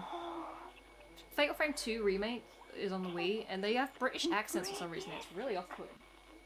Alright, you can go ahead and rejigger. Oh, I can spank you? Oh, sorry. You can go ahead and rejigger the screen. I'm gonna go to the bathroom. Gusium says, as in the character in the game, this is the smartphone concept. As in the character in the game is using a smartphone instead of a camera. I think there's already a game like that on Steam. In fact, there's a couple of them, I think. I have a couple of them in my Steam library, but can't remember what they're called off the top of my head. Emelina44, question, do you like crime documentaries? Nat just eats them up. I've just gotten back into Unsolved Mysteries thanks to Netflix. I've been watching the retro ones, which if you go to the Unsolved Mysteries website, they have all the old episodes on YouTube that you can go watch, which is pretty cool. And you can also go on like Pluto TV. Has a bunch of stuff you can watch for free. Nat is a huge crime documentary buff. In fact, I think when she was like 5 in her little primary school or whatever it was, she was doing like reports on Jack the Ripper and stuff and freaked out the teachers. So, good stuff. Alrighty. I am going to tweak a few things really quick while Nat's MIA. Don't go anywhere. We're not closing the stream or anything. I'm just messing about. There we go. Display capture. And so now if I do this, and I go here, and I double click there, take a quick look and see what we got. If nothing's changed, we'll be flying high. But yeah, I do like a good crime documentary, especially like I usually like more horror documentaries, like haunted house stuff, but I do like listening to stuff like H.H. Holmes and his Murder Castle or Murder Manor, and that one really nutty chick in, what's her name? La Laurie from New Orleans, who actually like murdered and like tortured La Laurie. That lady. From New Orleans. Oh, you got it. Yeah. Yep, I got it. I think it's working. And she brutalized her slaves to the point where it was rumored that she like tortured them and would like the dogs. The dog's like, go to bed already. This sucks. Sorry, puppy. But no, she'd like torture slaves and all kinds of weird shit. I mean, she was just an absolute monster. Mutilate them, like cut off pieces of them, and then sew them back together in weird ways. Apparently, one woman was set up and she looked like a human spider. Yeah, the way that her bones were broken, and some people have like their mouths sewn shut and their eyes sewn shut. And, it's like apparently like some of them had like feces and stuff like stuffed into their mouths and then their mouths sewn shut. Yeah. So, how old were you when you were doing your Jack the Ripper documentary thingies in your primary school? 8, maybe. 8. Red Arrow says, "Oh, little Nat, what's your project, little one?" And she's like, "It's about serial killers who murder prostitutes." The best part is that we had to create. We got given a thing where we could write an essay on whatever we wanted. Create a diagram. Whatever we wanted, we could do an essay on. When I was like, this was when I was 8, and so I decided to do mine on Jack the Ripper, and I decided it'd be a good idea to include pictures of the victim. Oh God. So yeah. Sorry to my teacher, if she happens to be watching, Mrs. Page. I'm sorry. You just doxed yourself, Nat. How? Mrs. Page. You're 8. What? You're giving them clues on who you are. I'm joking. I'm just playing with you, Nat. But yes, Emelina44, we do love crime documentaries. I was watching this one about this, it was, again, one of these, like, true crime channels. This one, her name was, like, Bailey Sarian, I think, is the name. and she did a video about this woman called Gertrude, who was looking after this other family's 2 kids, and her oldest daughter, her actual oldest daughter, just abused her over the course of 3 months so much. And I was listening to it and I was like, what the fuck? Like, the stuff that they did to this fucking poor girl, who was about 16 at the time. And it was all because apparently they were jealous of her looks. And you should read up the stories. Cinderella complex, is that what that was? They call it a family scapegoat syndrome, apparently. Where, like, kind of like Meg on Family Guy. You know how, like, all of the family members just kind of pile on and bully and project all their problems onto that person, and they end up being, like, the punching bag, essentially, of the family. That. But yeah, the stuff they did to her was fucking vile and terrible. We're asked, I'm just gonna call you G, so no offense. They want to know if Jack the Ripper was really a genius criminal, or just stupidly lucky due to the criminal investigators not being too good, I'm assuming, for the time. Well, don't forget there was no DNA evidence. The police had only existed for like a couple decades at that point. It was a relatively new thing. A lot of like procedures that would happen nowadays in you know, things like criminal profiling, it wasn't a thing back then. It was a new thing, the police. They kind of had to just figure it out on their own. Masquerade Studio says, I did PowerPoint a project on the Boston Marathon bombing once, and I even looked up how they made the bomb when I was 12, I think. You better change internet service providers, because that's on your permanent Google history now. Yeah. Sponsored. I suggest, I'm not sponsored by them, but I do like Proton VPN. Just saying. If you want to retroactively sponsor us. Yes, we'll take it. You know, I watched another video today, actually, by Bailey Sarin, whatever, and it was about this guy called the Toy Box Killer. Yeah, something like that. He didn't kill children, although that's what the name would suggest. But apparently, okay, him and his wife, he was really good at like DIY shit, and like he made his own tools and stuff like that. And him and his wife decided to buy a trailer and hook it up with a bunch of like sex torture devices. I heard about this guy. So he had one of those gynecological chairs, and he would like hook women up to it and like pull the legs out as far as they'll go, to the point where like sometimes the women, they'd be in pain just from like how widely spread their legs were. And then he'd do stuff like he would put gravy down there and bring in dogs and other animals to just go to town on them. Yeah. And he would rape them and drive them. A nice safe for work stream here. And yeah, most of them he killed. A couple of them got away. Or I think one of them a couple of them got away. And it was just fucked. One of the things that he'd fashioned, he'd fashioned a dildo that had, out of like PVC pipe, and it was really wide, like a really wide dildo. So just having that on its own would hurt. But he put like nails sticking outward all around the base and halfway up, so that every time it would go in, it would like rip out as well. And then he'd attach it to one of those like machines that kind of... Sex machines. Yeah. And then the pistons. Yeah, and he'd do that. Can you imagine the fucking pain? And that was, you know, he'd do other stuff too, but that was the worst of it, like, that I heard. And yeah, it's fucking gross. Like, people like that, the death penalty is too kind. Yeah. There should... but again, there's no cruel or unusual punishment in the States. You can't do that. You can execute them quick, that's all you can do. Or just incarcerate them, but... More often than not, I think if you just throw them into a very violent penitentiary, the rest of the inmates kind of take care of it. And you know what? The woman, the wife, I think she recently got out.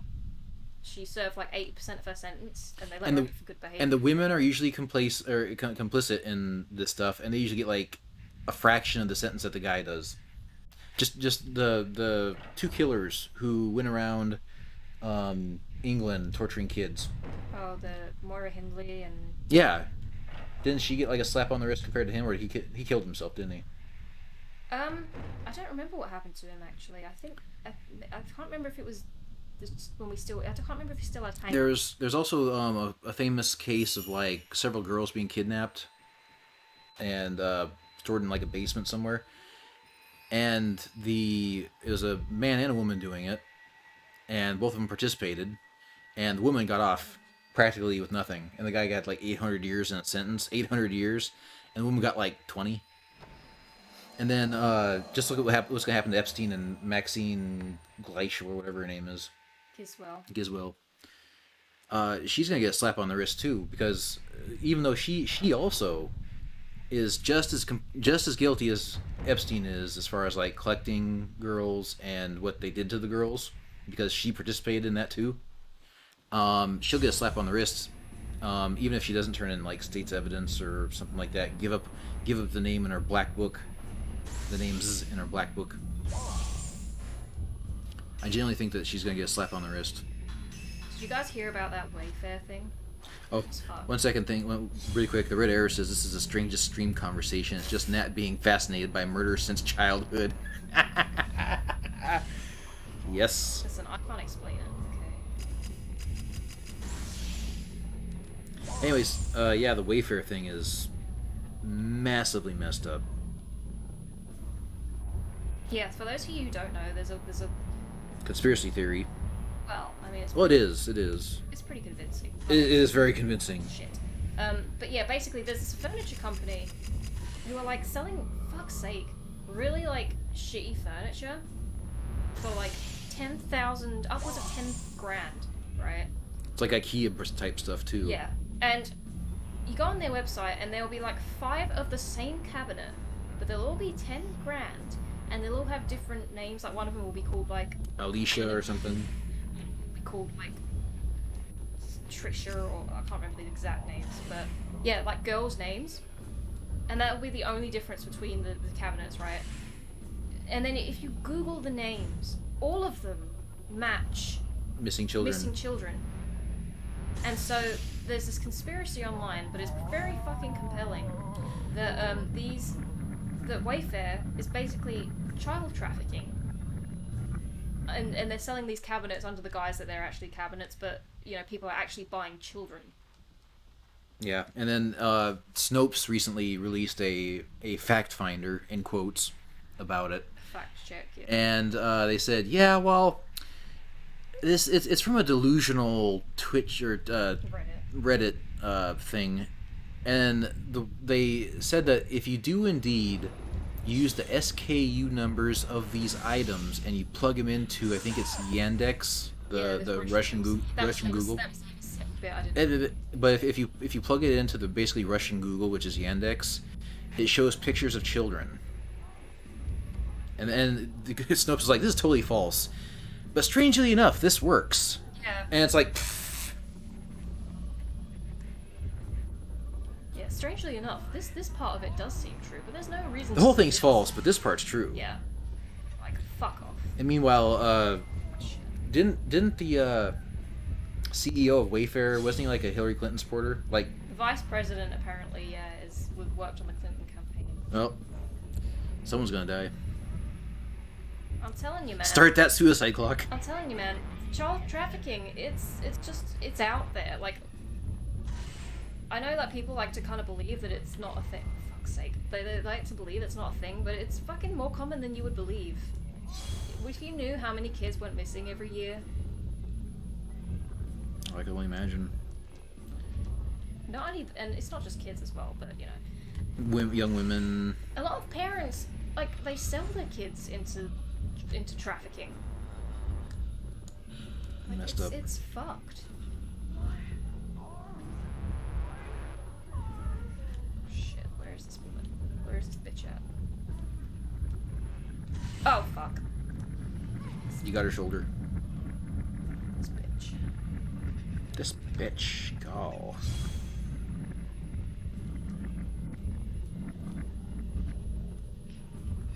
Oh yeah, and also Wayfair is the company apparently that provides beds for the ICE centers.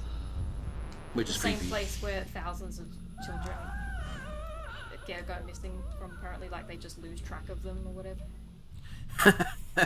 The entire chat's dead silent, and I don't blame anyone. Yes, this is some messed up stuff.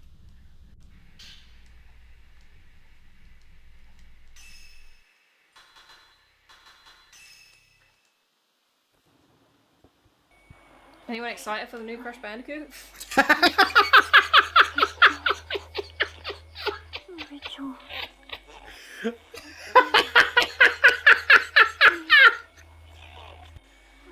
Good God.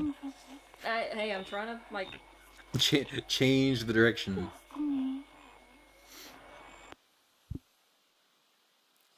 But Akuna Drake just says, yes, indeed, this stuff is real.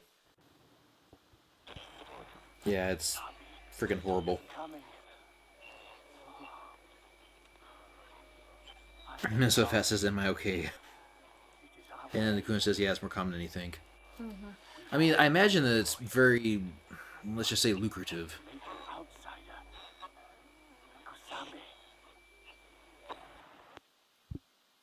Shen says the upcoming Crash Bandicoot looks miles better than the Insane Trilogy. I thought the Insane Trilogy looked pretty good. Huh. G says, this is the most fascinating stream I've ever participated in. P.S. My name is Polish, only extreme linguists can comprehend it. Well, thank you for joining us from Poland. Actually, you know, if you type in how you pronounce it phonetically, I'll say it. Like, is a C a hard K or a S? Is it Gusium? Or is it Guki? I'm not gonna say that. Red Arrow says, dear God, Nat, I went from being in pain from being sore and being in pain for my soul. Minnesota Fast said, what in cracky fuck happened to Snopes? Red Arrow says, 5 minutes. It took 5 minutes. And Akuna Drake says, Snopes is garbage. Well, when Snopes says it's false, but then, oh, this one part surprisingly works. It's like, Oh, this story is bullshit. But this part's not. I mean, this part's not. But the whole story is. It's like. And they don't even address like, they don't even give a reason as to why, okay, why do these bits of furniture all coincidentally have the same names as these missing kids? And that video posted in our Discord. By the way, we're on Patreon, and subscribe to our, check us out there. Again, in Discord, and stream with us, and blah, blah, blah. But, the video you posted, that guy going through that Wayfair site, and watching him, like, appear and disappear in real time, like, a pillow by the Ellen DeGeneres line was, like, appearing, and it had, like, $12,000. No, that one stayed the same. It was the others that... Oh. There were pillows that were going for, like, 12 grand. That had suddenly dropped their price to like $50. It's like, Yeah. Right, I've got to be careful in this bit because this guy kills you in one hit if he touches you. So... The one thing that genuinely made me concerned was, I think if you type in like SMC USA or something like that, you get some really weird shit on Yandex. And Tom Hanks was posting pictures of that in his Instagram. He posted a picture of, like, he does this thing where when he finds, like, a singular glove just out and about on the floor or whatever, he will, like, take a picture of it. He'll take a picture of it and just, like, post it on his Instagram or Twitter or whatever. And, he did one where, like, the letters S... Was MC, I think. SMC USA. Or SCM, something like that. Yeah, something like that. And, apparently that's, like, the name of the site or whatever. Bitch. Did I get it? No, I didn't. Shit. Q Mayu. Guccium. Am I saying that right? Guccium. If I am, let me know, and I'll continue to use that. Eyes of the Wolf 101. Thanks for joining us. And they say regarding the Wayfair thing, and Snopes, MSM, nothing to see here. Move along. Absolutely true.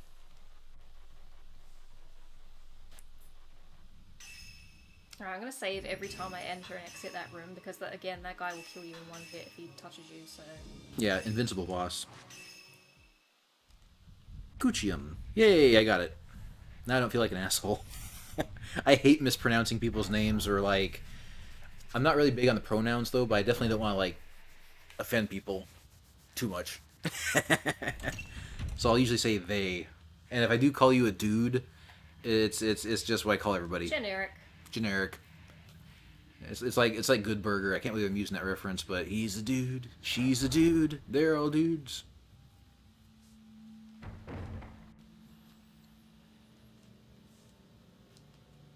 So this is the invincible monster that you were just in, right? Like, there's that.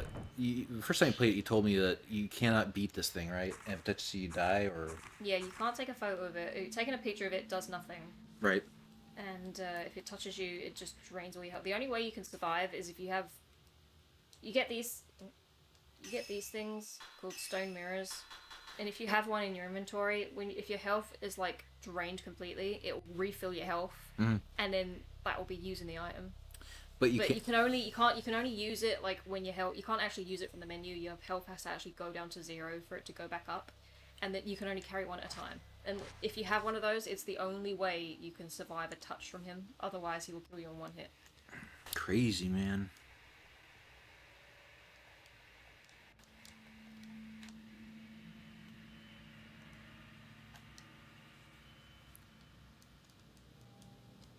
But yeah, the conversation's dead after Wayfair.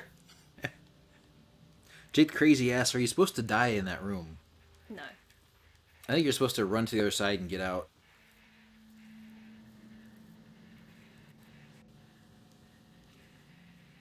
But it's a room full of bodies, right? And it's the other ghost twin chick freaking out, right?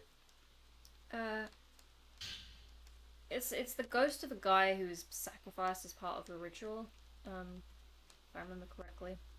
Whoa, what the hell is that? That's a doll. That's a kimono. Oh. Looked like a skinned man crawling at you. I was like, what the hell is that?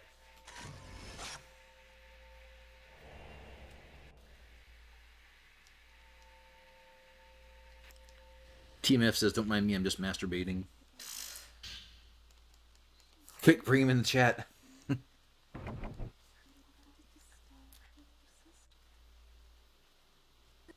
Micro Slice says, check my last message for a conversation starter, considering you guys have some great stories. Matt, you can't hear, but there's a insane like girl laughing in the background. Yeah, I can kind of guess by the flickering lights and shit that something's going down. Micro Slice, if you resend it to us really quick, we'll read it. But I'm using cell phones right now, and I can't go back and read previous comments. Are you reading Twitch and Damn right. And YouTube? This is how committed we are to you guys. You're reading them both? Yes, look, your phone is YouTube and my phone's Twitch. Okay. And nobody gives a shit about whatever that other one is. We're using IDAX or the one that PewDiePie uses. Alright,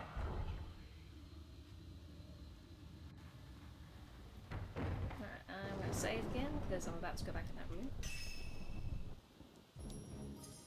I love how the whole game is like dark and dreary and the music's all atmospheric, and then you get to the fucking save point and the music's all happy and jolly, like Everything's fine. Do do do do do. It's like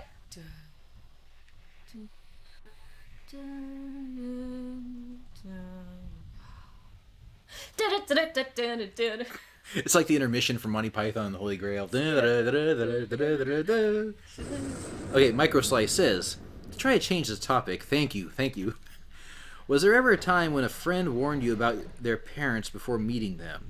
A friend once told me to never let his mom find out that I was 18 at the time. What were you doing with your friend? Yeah, what kind of friend was this?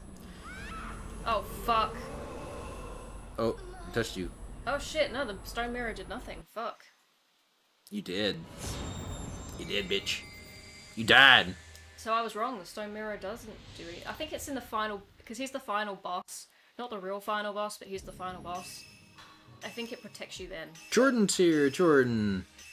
How's it going, Jordan the cat? Alright, Jake Crazy asks, so is anybody ready for movie theaters to open? Hey, I can continue to not go to the... Yeah, I was gonna say something similar. I don't really go to them. Red Error! Fuck, I'll ask something. Matt, what do you like most about the UK and what do you like the least? The food and the food. Yeah, what you like the most is the cheese. Yes.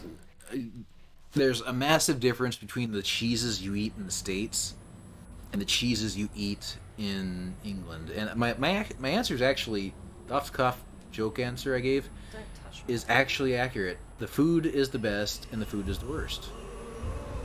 So the cheeses are better, higher quality. American cheese, not American cheese, but like cheddar cheese in America tastes like plastic compared to this. Like if you get like a really, really good like a white crumbly cheddar that's really, really like really, really strong, that's what a normal cheddar tastes like here. That's great. And then a lot of things like Starbursts. The first time I had a Starburst here in the UK, amazing. I mean, it just tasted like, instead of it tasting like wax, it tastes like fruit, you know. And then the chocolate here is amazing. I mean, Nat always told me that British people think American chocolate tastes like vomit, and that's because American chocolate, to keep it preserved, they actually use like a lactic acid to preserve the chocolate, and that's why they say that American chocolate has like a vomity aftertaste to it. It's like, you know when you've been sick And you throw up in the back of your mouth. you know when you've been sick and you can still taste the sick afterwards? That's what it tastes like. It's that aftertaste. Yeah, so if you ever try giving Nat a Hershey bar, she's just going to be like, no. And like Cadbury in the States is kind of like garbage chocolate, but here in England it's like gourmet. It's great. But when it comes to other things, like the people in England can't barbecue for shit, which is a big thing for me. Oh, Jason does a pretty good job, but for the most part, like seasoning meats and making like, I made Cajun gumbo, right? Blew everyone's minds away that food could have flavor. Yeah, the joke I keep saying is the UK for hundreds of years had control of the entire world's like spice industry, but they never bothered to use any of it.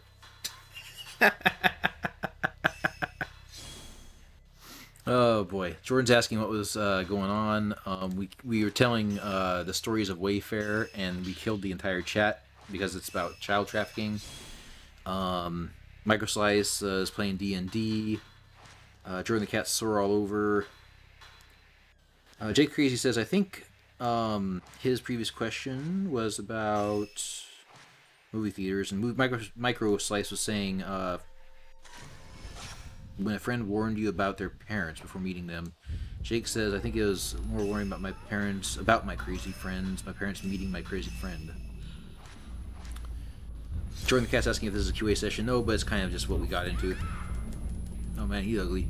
Yeah, I think this fight is the worst because you have to fight like two of them in a fucking small ass space. But Eric says, I had a chocolate orange in the UK and it was amazing. Yeah, well, so did Calamity. Thank you, Nat. That's my. Meanwhile, I'm one throwing her yogurt-covered raisins and have to call the vet at midnight. Matt was like, she loves raisins. I'm like, you're not fucking feeding her raisins, are you? I was sitting there. I got a whole bag of like a massive like one of those scoop bags you get from like the shop. You know, where you get to pour out your own yogurt-covered raisins. The health food place. Yeah, so I'm sitting there eating the yogurt-covered raisins a couple years back, and Puppers is sitting there. I'm like, oh, you want a yogurt-covered raisin? I throw her like 3 or 4 of them. And Nat's like, oh, how's Puppers? I'm like, oh, she's fine. She's eating some yogurt-covered raisins. And Nat's like, call the vet. Oh, poor doggy. I mean, nothing happened. The vet even said she only ate like 3 or 4 of them, so it wouldn't be enough to hurt her, dog of her size. Well, in the back, she had a dog that ate a whole chocolate cake. But I still paid the vet to put that IV in the dog and make her throw up. So. Oh, fuck off. Guccium says Polish is a progressive pronouns user nightmare, as the grammar is clearly split into male and female forms. No gender neutral BS. But that's most European languages. Even Native American languages. There's a story that you know the movie Dances with Wolves. Dances with Wolves. I'll enunciate a little better. The movie Dances with Wolves. And I can't believe we're talking about Dances with Wolves while Nat's taking pictures of ghosts. Taking a picture of fucking Hellraiser here, Pinhead.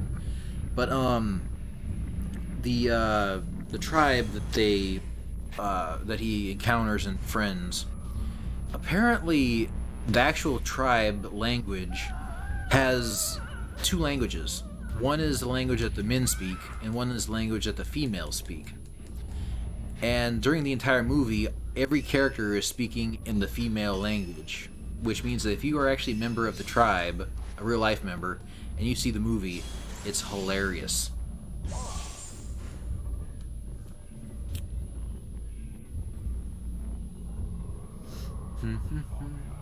Red Air, I'm guessing this is towards my yogurt and dog thing. She says, Matt, you're a terrible DILF. As long as I'm a DILF. Oh, bollocks. Microslice says, what is in the raisins that may have hurt the dog?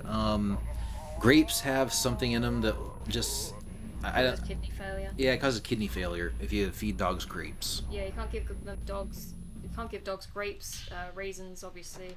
You can't give them chocolate, that's the big one. Yep. Avocados they can't have. Onions apparently causes... If dogs eat a lot of onion or garlic, it causes their blood vessels to burst. Something like that. And then avocado is bad, I said that already. And then certain nuts, like I think macadamias are like lethal. Yeah, lemons in large quantities aren't good, but for the most part, dogs spit them out, so... Minnesota says cyanide. Minnesota, you got Joey. Don't be talking bad about dogs and killing dogs. You got your little man.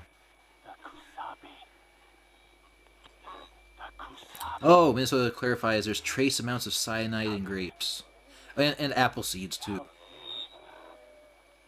But I don't think it's cyanide that actually would do it, because if it's not enough cyanide to kill, like, a child, I don't know if there'd be enough cyanide to kill a dog. Well, you know, chocolate is also poisonous to humans as well if you eat enough of it. So that's kind of a... Augustus Gloop. Microslice says, my first dog loved ice cubes. Apparently you're not... My dad said you're not supposed to give them ice cubes because it makes them throw up. I don't know. Were you listening to something? Yeah. Oh. That's why I put the subtitles on so people could kind of tell what was being said, like, but we could still talk. Gotcha. Or if you just want to shut up, we can do that too, but it kind of gets boring. It will cost you. Oh, Nat, when are you going to show the Twitch stream your game? Oh, when Bobby gets on, and then we can have him play it. Nice. He hasn't. I don't think he's seen any of it yet, so...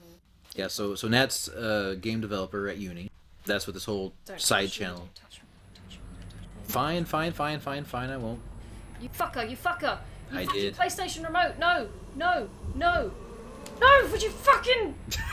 Run, bitch, run! This fucking shitty ass remote control! Right. Come on. Faster. Shut the door. Did she follow you out? No. Oh, you're good It's then. just in that room. The Red Arrow says, yeah, but too much water will kill us too. Yeah, you can actually completely drown yourself in water. Cause kidney failure by drinking too much water. It's weird. Minnesota Fat says, if Calamity eats something maybe like a chocolate chip, she'll be fine. Maybe she'll get the runs.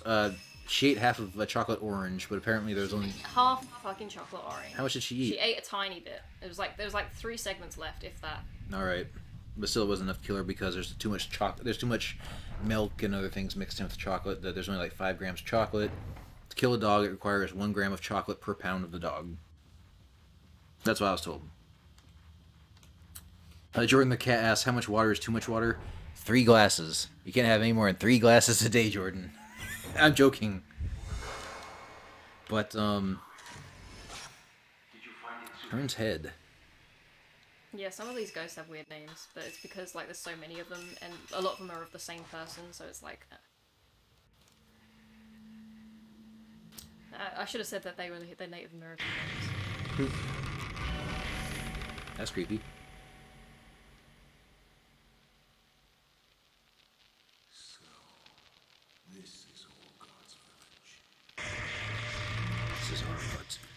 So is every single Fatal Frame game about a The general formula is... haunted village, right? No, the general... It's not really... They're not all villages. The general formula is there's a place where a ritual happens to keep, like, hell away. And usually a girl is sacrificed to stop that from happening, but one time the sacrifice doesn't work or it goes wrong in some way, and so it kind of bounces back and hell is unleashed, and the cursed girl is usually the enemy, the final boss of the game, and they're the ones kind of wreaking havoc on everything. Wreaking havoc. Wrecking havoc, right? Whatever. And that's the general. I think the fourth one... was it the fourth one? The fourth one... I think it's another cult, isn't it? Because they have like... It's similar, but I don't think it's to keep hell away. I think it's... resurrect a goddess or something? No, it's to pay, like, homage to the moon or something. I can't remember. Yeah, there's definitely a lot of the moon worship in the fourth one, from what I gather. Is this not going to let me take a photo?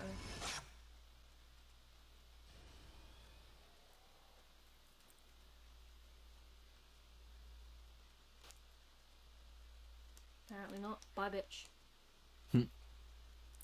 Guccium says, Fatal Frame games have voiceover that has an ASMR vibe to it, even the English dub. Conscious design choice? I hope so.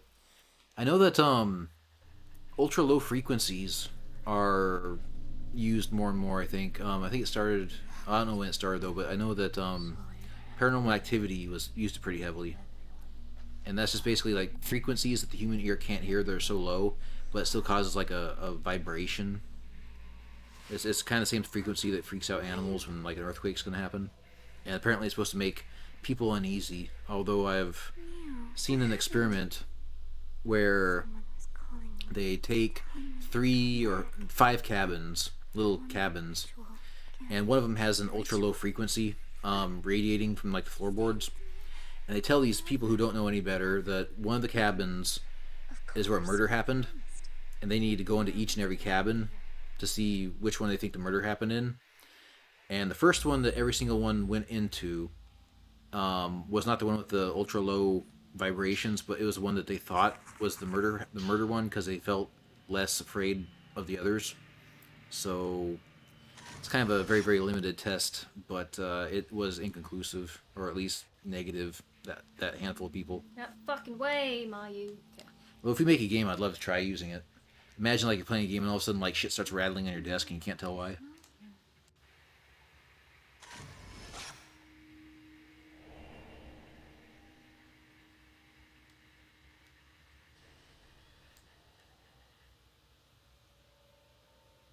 Souls.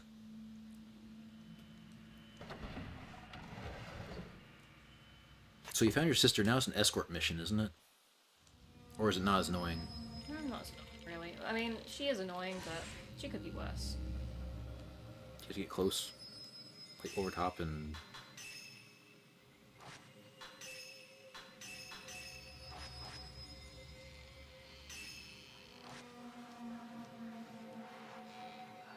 get up, bitch. she getting up.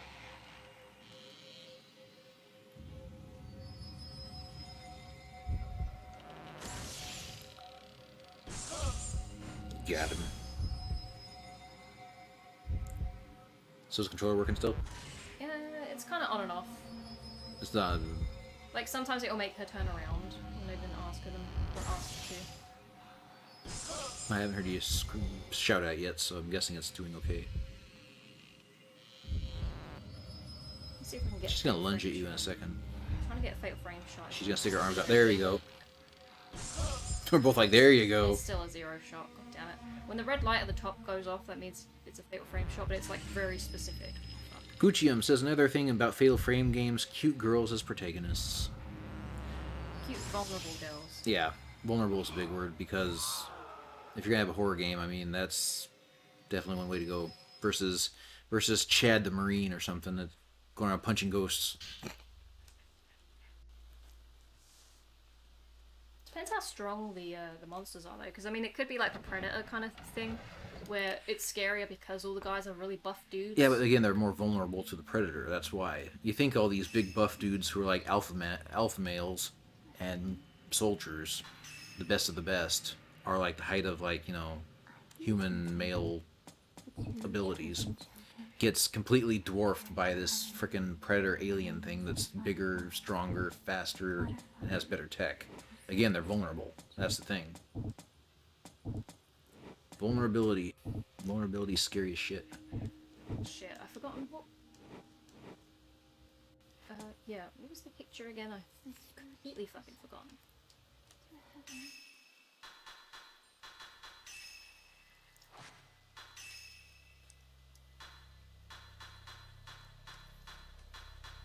Minnesota Fat says, brains and brass over brawn. Okay, the orange ones.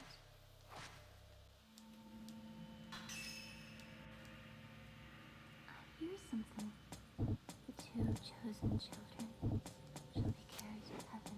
Jake Crazy says, I love Predator 1 and 2. I certainly love 1. I got that on Blu-ray. And a couple DVDs that I keep upgrading every couple of years, seems. 2 was hit and miss with me a lot. It's the one in the city.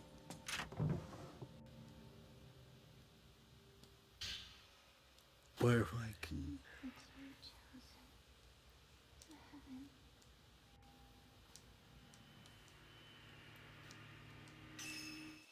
Minnesota Fat says, I like Predators more than I like Predator 2. Yeah, me too. Although it was basically the same thing as Predator, but I mean, I don't know. It's one of those things where you're damned if you do and you're damned if you don't. You make a movie, a sequel, and it has to be the same but different. Otherwise, it'll fail. Or people will be like, "Oh, this is the same freaking movie," or "This is too different." And I think Predator 2 is a little too different. Predators, though, again, was way too close to the original, but it was still a good movie, I thought. What do you think would have happened if, because you know how Halloween was meant to be a different thing every movie? Yeah. What do you think would have happened if they continued that formula? Do you think it would have been good, or what? You would have had American Horror Story. Essentially.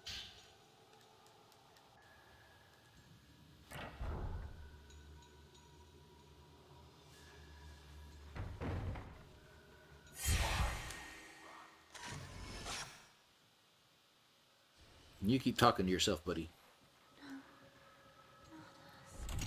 Not us. Oh, that's Mayu saying that, by the way. Oh. She's muttering to herself.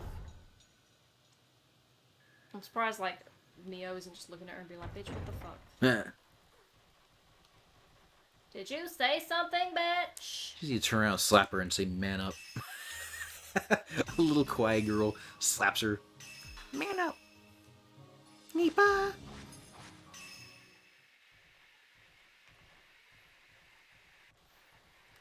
Oh, Jordan, why are you not feeling good? You okay? Is it something we said? Is it one of the many, many, many, many things that we said? No, Jordan got in after everything we said earlier, so... Well, feel better, Jordan, if you're gonna head out. If you need anything, let us know. You know where to find us. Back in our little corner of the dark web.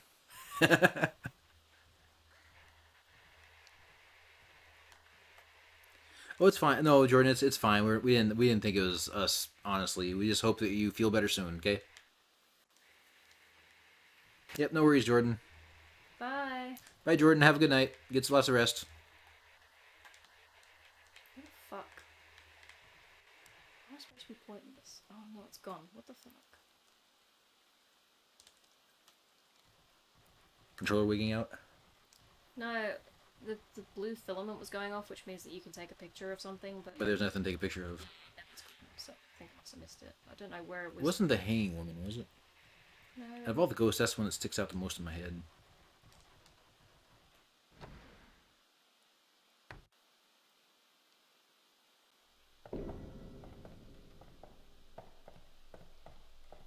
Oh, there she goes, running off again.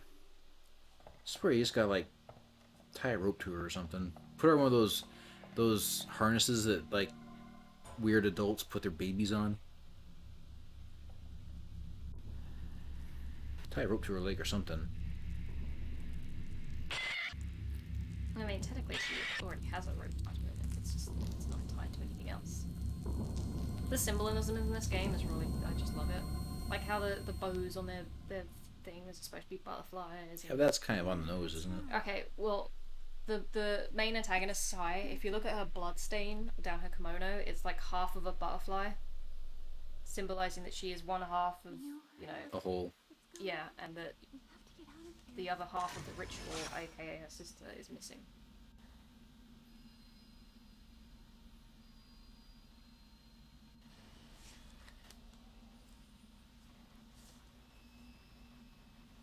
Guccium says people push the idea that the Predator story has to happen in a jungle. Like when, after Aliens, every Alien installment has to have colonial marines. Yeah, it makes sense.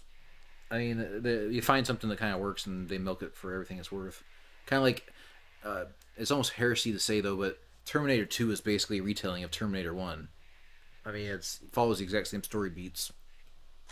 So it's... Let's see if this angle is correct or not, because I just can't see shit.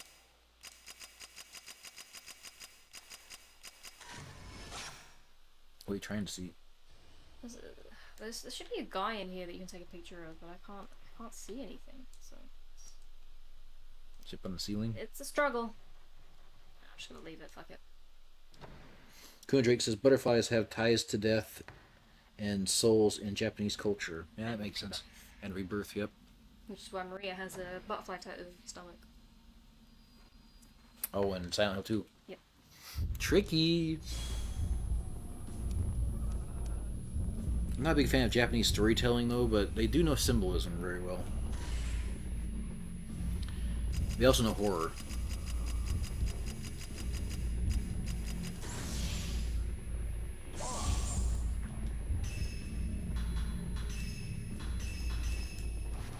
Jay Crazy was asking, since we're talking about Predator, what was your guys' favorite Alien franchise movie? Aliens. Alien and Aliens, because two different reasons. First Alien movie is an excellent horror movie. It's essentially a slasher film. Yeah, and then the second, oh shit, that's a good picture. The second Alien movie, Aliens, is just a really good action flick. So, it's one of those movies where they didn't reinvent the wheel.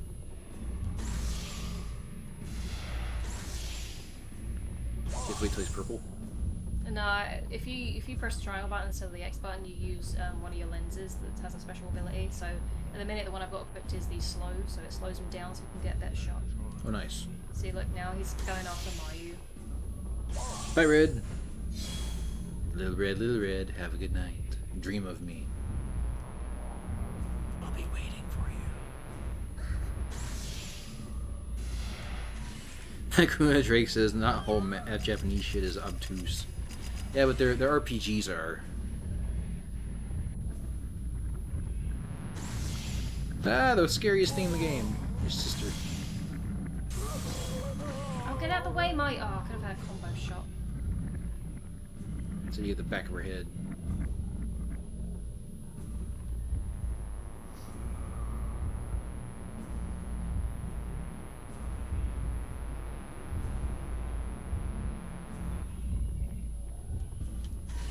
Shit. There you go.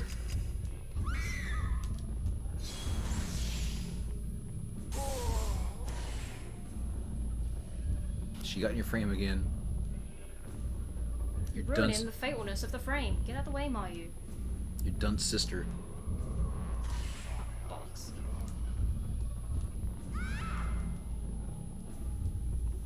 She's so fucking useless, I swear. Literally, the only thing she's good for is bait.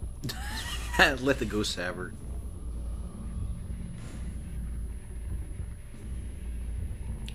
Yeah, Minnesota Fats makes a good point on Predator. It's hard to justify doing anything other than stalker type movies because that's the MO of the Predators. Yeah. If it's hunting people, I mean, I guess you could do different types of hunts. Like they brought in those hunting dog things and bigger, badder predators, but beyond that, every movie's essentially alien hunts a person. What about a Predator film set during World War II in an abandoned, like, French village or some shit? Or it's like, I've seen one where it was like a samurai story, like an old Japanese period piece where Yeah, it but was you like gotta give the characters some kind of chance against them. no, because a predator does have a code of honor, so it's not gonna.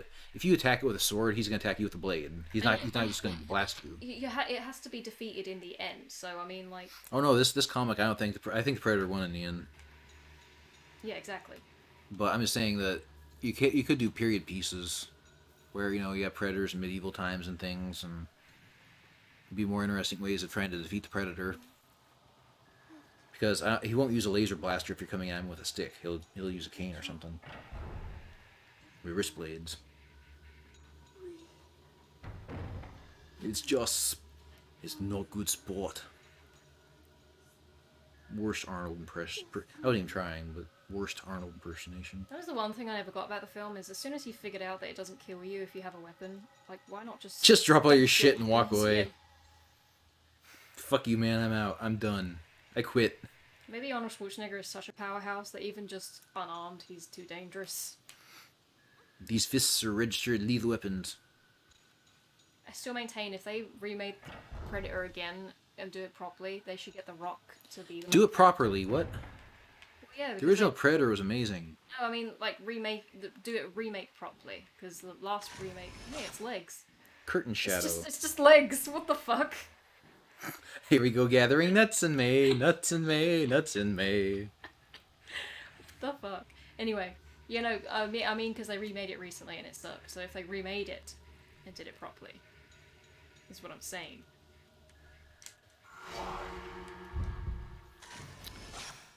Guccium says predators can leave you alive if you prove your honor and might accept you as an honorary hunter. Yeah. Yep, that's kind of what happened with Predator 2.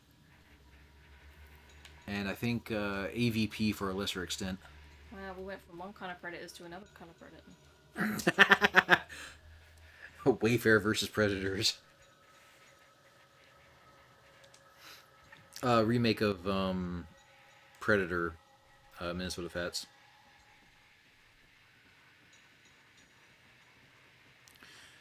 Minnesota Fat says there's a great short film out there about the OG jungle hunter killing an entourage of Templar knights. Yeah, something like that could be cool. I mean, you could do it in a desert. You could do it in a tundra. It could be a Native American forest. I mean, you could do it anywhere as long as it's just, warriors versus this bigger, badder warrior. Nope. Black-eyed children. Fuck that shit.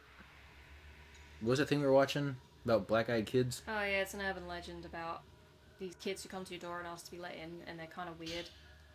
And their eyes are completely black. Yeah. That's it, basically. Guccium says an all-female Predator remake? No, please no. I mean, you could add females to the cast. I don't give two shits about that, though, but I think the whole all-female remake thing has kind of worn out its welcome. Hey, we're strong. We don't have any original ideas, but we're strong. We can do what the men can do, and it's like sit write a script.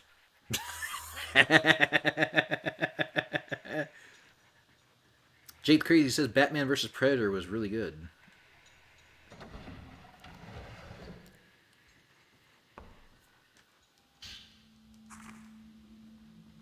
Yeah, Minnesota Fats. I'm not sure if you're talking to us though, but the Predator. We know the Predator wasn't a remake. We know it's another Predator movie, but now I was talking if there was a Predator remake.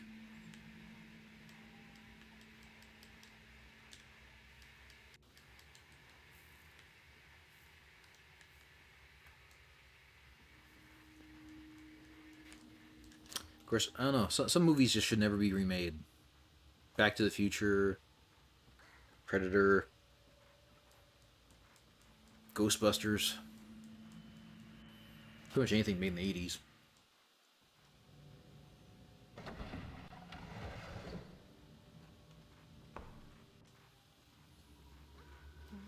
But get out the fucking way. God. So, Nat, since you're a massive Back to the Future fan, what do you think of the Telltale games? I thought they were pretty good, to be honest. I wasn't expecting much, but I really enjoyed the shit out of them too. yeah, I feel like it was like a real like way to expand the story. Everything felt like a natural progression. None of it felt far fetched, or none of it felt like just outlandish fan service. It all kind of felt like it belonged in the Back to the Future universe. So I was quite impressed. Gucci MS, what happened to the all-female Lord of the Flies remake? I'm pretty sure that... We're living it. Just look at most of the ministers of defense in the EU. But I think they wanted to make an all-female Lord of the Flies where all the women end up cooperating and build a society or something. And not just kill each other like the male counterparts do. I know it was going to be politicized somehow. And I think the entire project just was dropped. What happened to the all? Here's a question: what happened to that all-female company that one lady created that completely nosedived after a couple of months because of all the backbiting and jealousy and all the other non-productivity that was going on?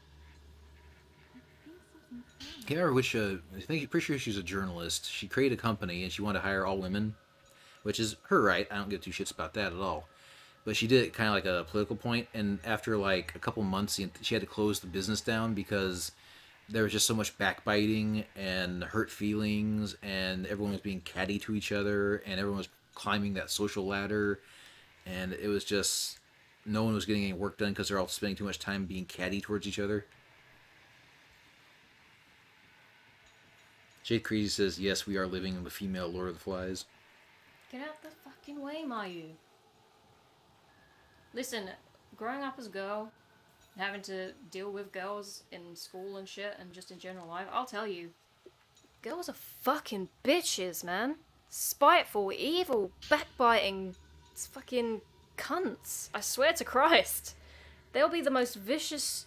The thing is, the thing that separates them is that they'll be the most vicious bitch imaginable to you, but they'll do it with a smile on their face. And they'll act like they're your friend. Guys are kind of more blunt if they don't like each other. But girls will pretend to be your friend. Yeah, South Park did a recent episode called For the Ladies, where basically it was kind of making fun of this whole female reboot thing. So they made a short episode in the South Park universe of just female characters, and all these girls are out having little cafe afternoon out and having fun, and then like one of them leaves and the other ones are like, God, she's such a bitch. But I have heard that's a thing where guys will call each other names and rag on each other, and they'll actually like each other. I mean, there's actually a whole meme about that, right? But women, if they're together, they act all happy and nice to each other. But the minute one person's back turned, it's just backbiting and, oh my gosh, she's a bitch and such a slut and all that kind of stuff. It's like, damn. Oh, fuck off, did that not count? So yeah, women are... I think it's, I'm pretty sure it's an evolutionary thing, though, to be honest. The, men are obviously more physical and confrontational. They have to be more physical, whereas women are not as physical as men, so they have to be smarter and they have to be more Cunning. Machiavellian. So, to climb a social hierarchy, and for men, it's just mostly strength and meritocracy for the most part. Who's the strongest, who's the smartest, that kind of thing.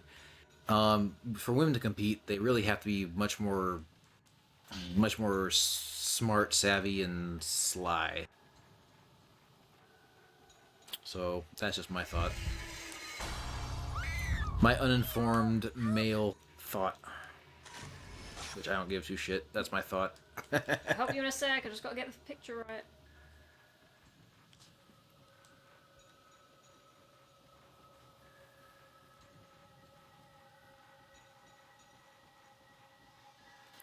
Kuna Drake says, actually, women who think men who manspread more are attractive. Well, yeah, bigger balls.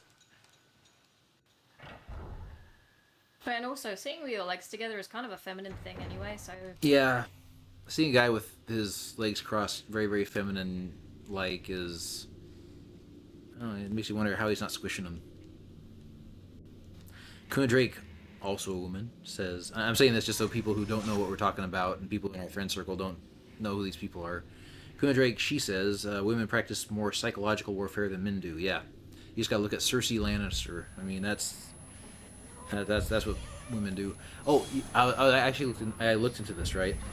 So I remember seeing something where some mainstream media outlet said, "Men are more violent than women. Can you name a single woman who started a war, and a single woman leader who started a war?" And it's like pretty much all of them, especially in medieval times. I think there was the Queen of Spain. I can't remember what her name was. Can't remember the exact year, but she had to like declare war while she was pregnant and having labor. She declared war because for a lot of female leaders, in order to stand up and be not get walked on by like other male leaders in the area, they have to actively like declare war and assert their aggression. So it's like they have to prove themselves in a way. So even Margaret Thatcher, what did she do? She started a war over the Falklands, the Falkland Islands with Argentina. Was that right? Yeah. Yeah. So if anyone ever says how many wars have women ever started, there's a fucking lot of them. I mean, Queen Elizabeth alone. Well, Yeah, Minnesota Fat says it's Maria Theresa. That's it.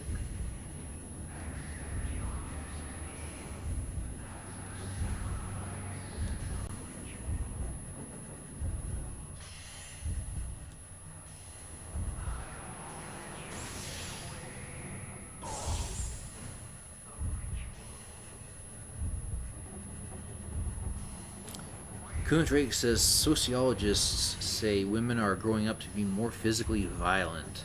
Oh, gee, I wonder why. I mean, is it all the Captain Marvel stuff that we're seeing? All the strong, independent women are not just strong and noble and honorable, but they have to be violent and aggressive, traits that men don't even like amongst ourselves.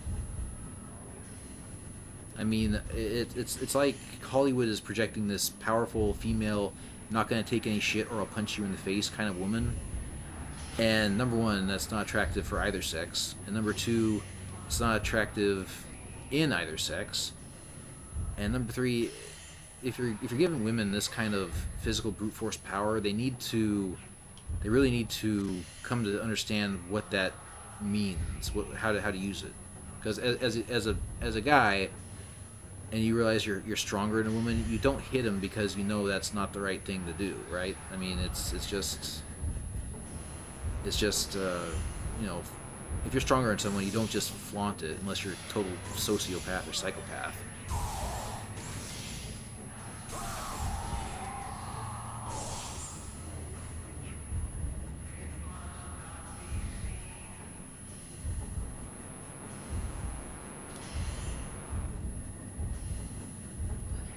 This guy will get right up in the grill, and then right as you think he's about to attack, he just turns away like,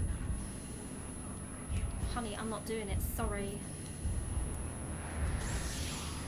Minnesota Fats adds to the Queen of Spain story that she was otherwise a badass. This is Maria Theresa. She's otherwise a badass chick, and the only reason why she declared war was because her brother-in-law and lover was killed during a diplomatic visit. The shock of learning of his death broke her water. But she still declared war nonetheless.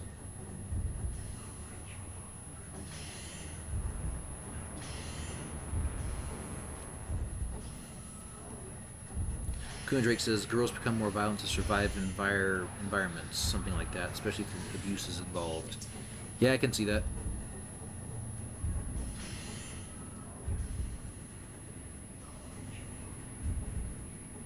The dog snoring. Can you hear it? No, I'm crazy. I thought it was someone mumbling through the wall and it's dog snoring.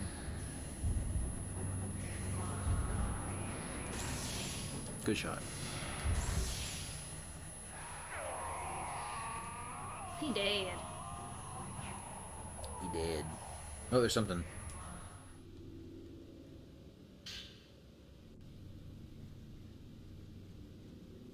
Does she ever like wander off and look at something and you go see what she's looking at and it's a ghost? No. You. Ew. What do you mean, ew? Woodkin says, "Are we fighting triggered SJWs?" Yes, you take a picture of them without a mask on and they run away. Minnesota Fat says, "Excuse me, it wasn't Maria Theresa, it was Isabella II." Yeah, isn't that Catherine of Aragon's mother? Not a clue. I'm pretty sure it was because Catherine of Aragon, one of the reasons why Henry VIII couldn't divorce her,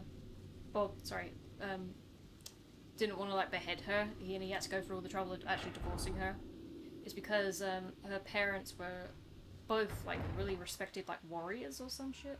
Didn't want to start a war. Yeah. Couldn't just behead her.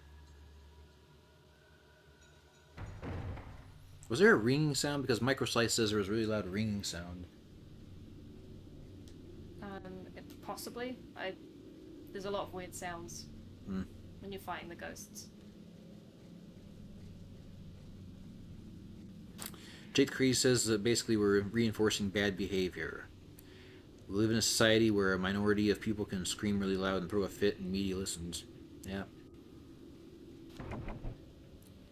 That, apologies if that ringing sound was not part of the game, but I think it might have been.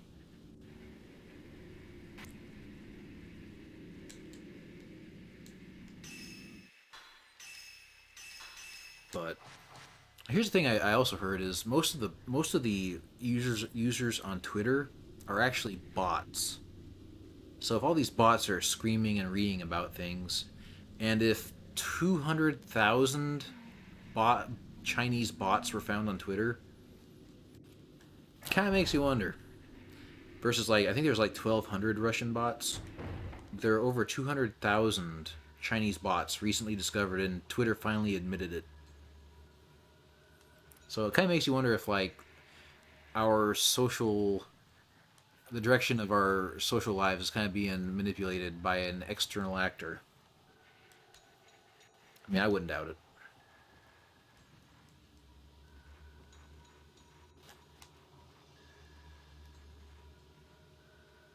Yeah, Microslice says it was part of a fight, and it's something I fucking loathe when game devs use that shit. Use that really high-pitched screaming noise in your ear so that it distracts you while you're fighting. Yeah. Kuhn and Drake men are becoming more feminized too. Yes, that is true. Testosterone levels in men has plummeted. Apparently, like, what was it, the Try Guys on YouTube? They had less testosterone than like a 60-year-old. No, a 90-year-old man. Well, yeah, the amount of testosterone they had, well, you just gotta look at them. But, I mean, the amount of testosterone they had was abysmally low. I do think there's something about the food. There's something in a lot of extra soy in the food. Because that was news to me 5 years ago. That eating soy will increase increase your estrogen and lower your testosterone. Microslice says men aren't becoming more feminized, they're becoming less hyper-masculine. I think, didn't the Roman Empire or the Greeks have something similar? Where if you look at, like, the statues in ancient Greece or ancient Rome, well, that's creepy. Freaking face and a knife coming out of the wall.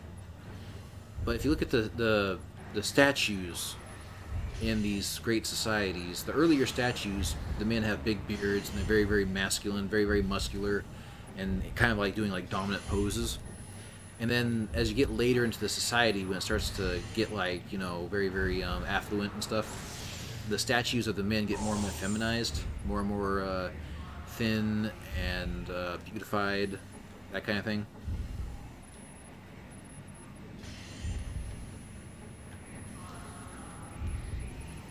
So maybe it's one of those things where, you know, strong men make good times make weak men make bad times make strong men.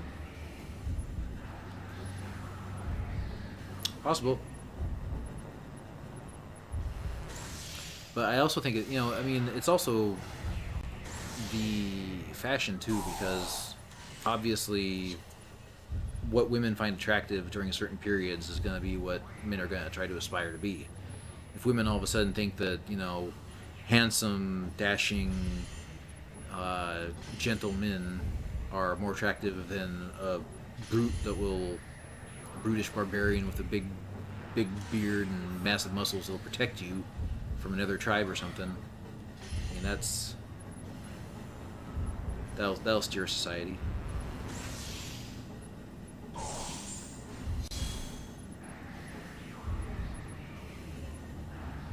What the hell are you talking about, Kahuna? Kuna says there was a vegan dude who couldn't ejaculate until he started eating meat again. No surprise, really, but that's just natural selection, Kuna.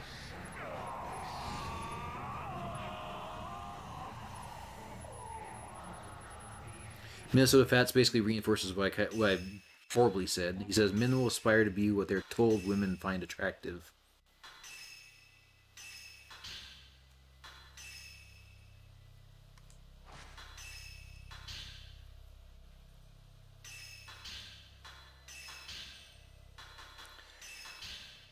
Eyes of the Wolf 101 says, yep, these Chinese bots regarding Twitter do the same thing on TikTok. They'll help promote behavior favorable to the CCP.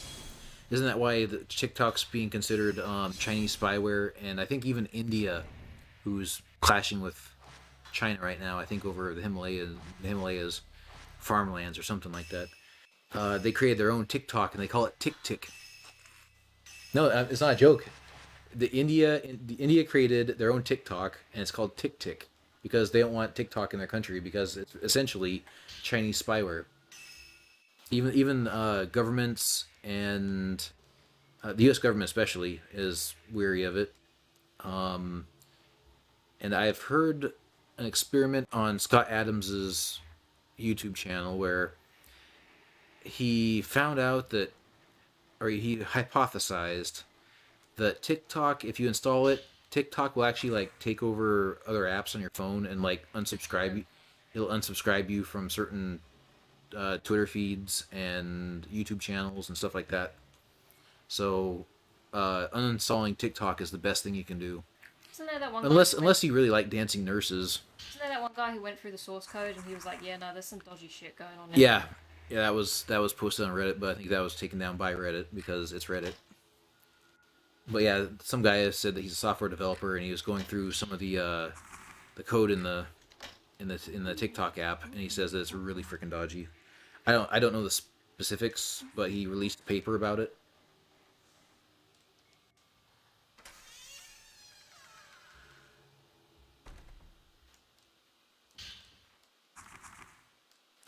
Kuna Drake says sexual selection favors women for the most part.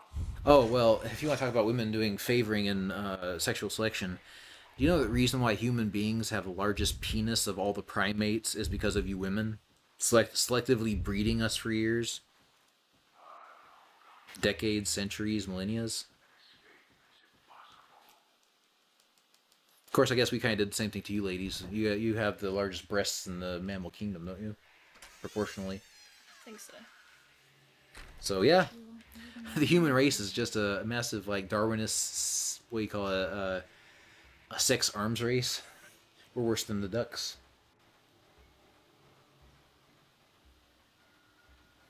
Did you just get lock on your? I don't know, did I? Yeah, because Microslice was asking, oh, did we just get lock on?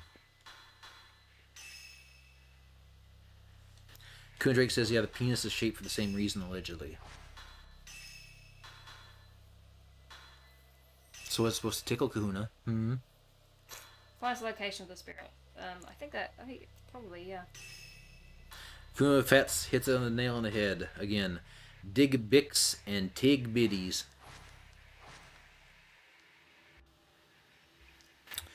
Eyes the Wolf 101 says, TikTok gathers passwords and data. I imagine. But I've also heard rumors that it will screw with who you follow on different apps. And if you post something to TikTok, they said basically your first video that you post, no matter how shitty it is, it's almost guaranteed to get a lot of attention, and that gives you a rush to kind of want to keep posting. Yeah, basically they artificially inflate your viewership or your reach. So you post something on TikTok and it's like, oh wow, I'm getting way more views and shit than I am on YouTube and Twitter. And then you stay on TikTok, and TikTok just data mines your ass. Is there a competitor to TikTok besides, I mean, obviously YouTube and shit, but basically TikTok is just Vine, isn't it? Or what Vine was. To how many how long your video can be, so I think that's the main difference. I could be wrong though. Yeah, I'm not reading this, Kahuna. Do you want to read it?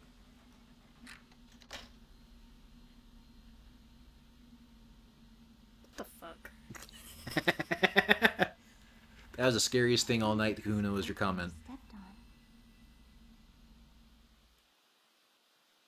Oh, thank you. If you want to hear about a sexual arms race, go look up ducks.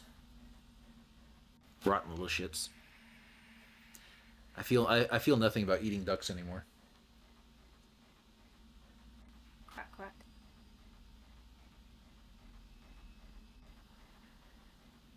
Kazburger says, "Do not believe the lies. The Chinese government only wants the best for you. Brought to you by the Chinese government." And Kuna Drake says, "Yeah, I win." Mia, didn't we promise? Yes.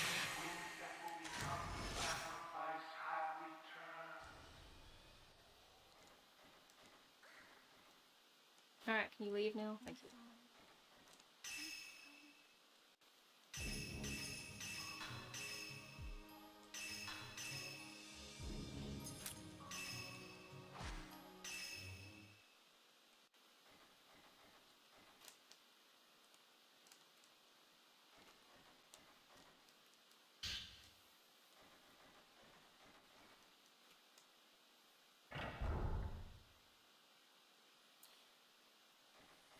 Gotta say, I'm really liking this Twine app.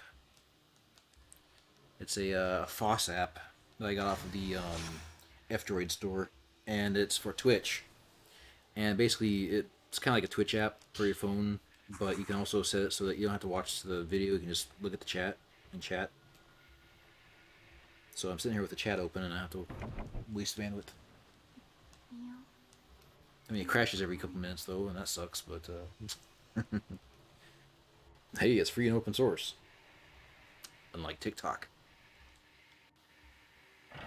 Microslice, don't you mean duck dicks? Woohoo, da da da da da. So this is another story I'm going to tell, and I don't know how many people have actually heard this. By the way, if you're still listening to us, please like, share, subscribe, and make sure you get in on the Twitch side of things eventually if you're on YouTube, so that you can chat with us, and also Patreon, all that kind of crap. You can find it in the About Us section of wherever, YouTube, Twitch, etc. Anyways, I won't even rattle the tip jar kahuna, so you can save your shekels. So, first and the only time I ever got high, was at my brother's house, and they're passing the joint around, and I'm puffing on it and holding it in like you're supposed to, and nothing's happening. I mean, I got passed back to me like 7 times, and I'm not feeling anything, right? So all of a sudden, like, my previous brother-in-law, like, hands me a little pipe with a bud in it, and he's like, "Hey, smoke this." So I smoke it, hand it back. I'm like, "I don't feel anything," and my mind just evaporates, right? And I like lost all motor skills. And I started getting like sick to my stomach, right? So everyone's like, "Are you okay?" And I could barely move. I couldn't move. I couldn't hardly think. My mind's just evaporating away. And I was like, "Call the doctor." And so my sister-in-law at the time had a brilliant idea that chocolate apparently absorbs THC. So everyone's force-feeding me Fudge Pops and Tootsie Rolls, any bit of chocolate they could find in the house, Sounds like a damn good time, to be honest. trying to get me down. So I'm sucking on a Fudge Pop with it just running down my face, down my shirt, all over the carpet. I look like a moron. Anyways, so I finally throw up, and I throw up all the chocolate and Tootsie Rolls and stuff, and it makes a perfect square on the floor. A perfect square. It looks like a tile, a big brown tile. And I was laughing. It snapped me out of it because, when you retch, your brain snaps back into place. And I was joking about the tile, and I figured I'd just sit there and just start playing more of the Buzz game that we were playing for the PlayStation 3. And all of a sudden, my mind drifts off again. I'm like, oh, God, no. So I start realizing that I have to concentrate on something. Otherwise, I'll look at the ceiling, the popcorn ceiling and the drywall, and I'll start I'll start seeing shapes and shit in the walls, like it's constellations, right? Like I was looking at the wall and I saw skulls with bat wings, and I saw an alarm clock with duck legs, and I saw all this weird shit, and I'm like, oh my God, this sucks. And everyone's like, "Are you sure that's weed?" And nobody knew. So then I realized I have to like concentrate on something to keep one foot in reality. If I concentrate on something, if I focus on something, I can keep my wits about me. For about 2.5 hours, I was singing the DuckTales song over and over and over again. So, 2 hours later, 2.5 hours later, I finally come back down to earth. A couple years later, I tell my neighbor about what happened, and he used to be into drugs and shit before he found Jesus. And he's like, dude, you got angel dusted. And I'm like, what? And they're like, man, they laced that shit with something. Because if you were seeing stuff, like in the patterns on the walls, man, you were dusted. And I was like, wow. Freaking hell. So what did your parents say when you told them that story? They didn't say much. I did say I never smoked weed since. That was my first and last time, and I genuinely don't give two shits about it. Ugh. Although eventually I want to try microdosing on magic mushrooms. Because apparently that's what they do in Silicon Valley to get like inspiration and ideas. I tell you what, there's nothing like remembering when your parents went on holiday to Amsterdam when you were 12 and you think it was because they wanted a nice romantic getaway, and then when you're an adult learning that it was just because they wanted to try magic mushrooms.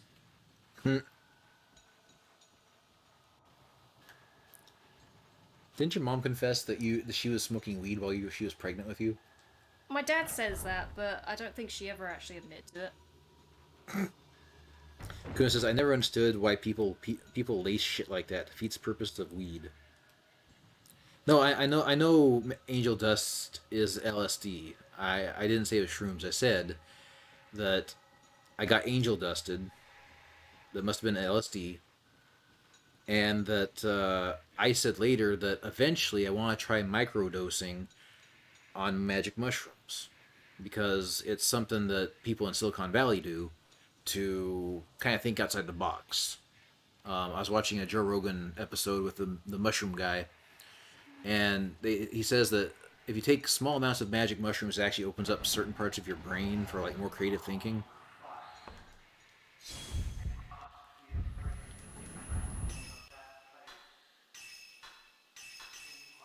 But what the hell is the other stuff that Joe Rogan uses? MDMT or something? I don't know. It's created naturally in your body, like when you sleep, and they say that like it's a short high, and you snap in and out of it fairly easily. It's nothing like really foreign to your body. You metabolize it really quickly.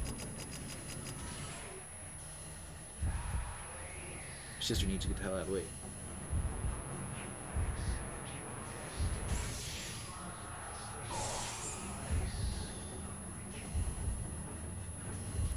I think it's MDMA. Or maybe it's DMT. It might be DMT.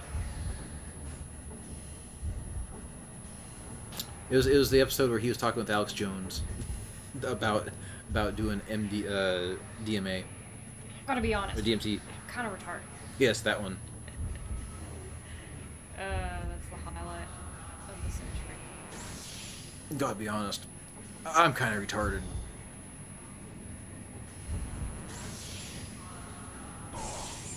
I doubt it's ecstasy.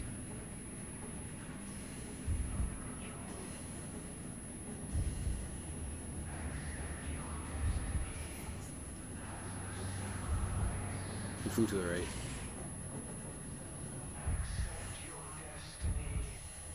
This is the one thing about playing Fatal Frame is that the ghost will attack you from the walls and it's really cheap.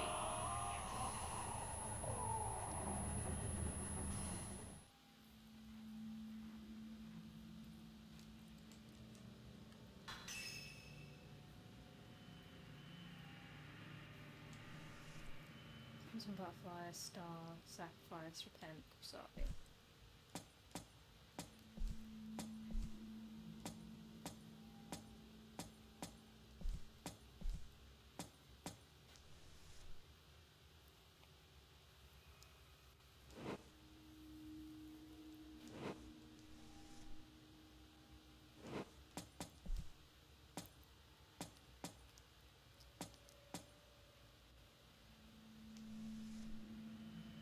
Twin sacrifice.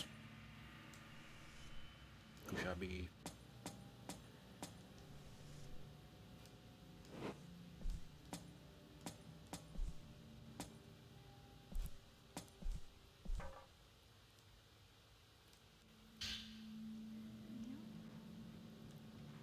No.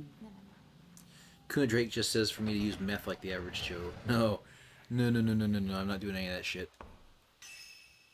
I'm tempted to try heroin, but I really don't want to do it because it's ultra addictive and there's just no shit in the way I'm doing that. Maybe when I'm old and I have nothing left to live for, then I'll try it.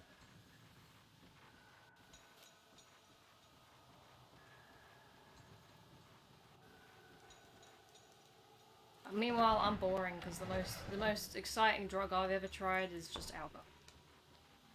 Caffeine. And that's hardcore. You told your mom that you never even smoked weed, and she's like, "Really?" Yeah.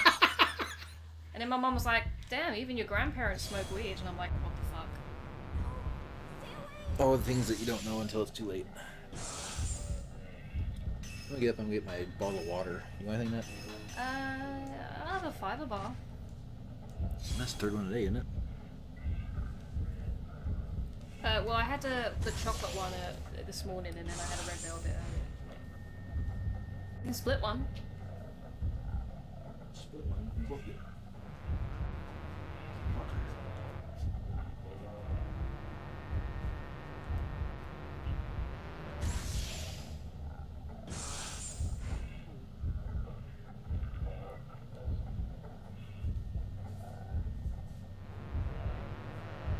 Oh, you. Hey, what?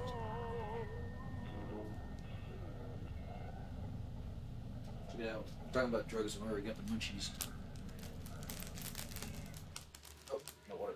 Wait, what is it? The chocolate one. Yeah, it's chocolate. There are actually less carbs in these ones than the other ones. Half the price too. Oh. That's just good monetary sense. It's all the extra sawdust they add to it. More fiber.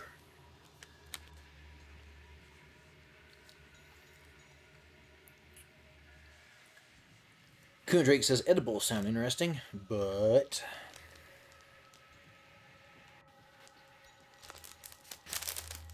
sorry for the crinkling.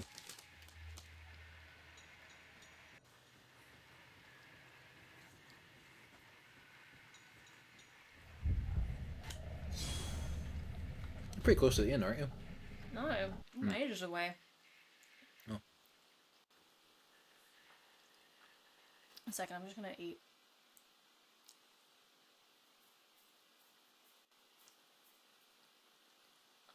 Okay. Kuna says I'll just stick with booze and CBD. Yeah, but CBD oil doesn't get you high or anything, does it? It's just kind of pain relief.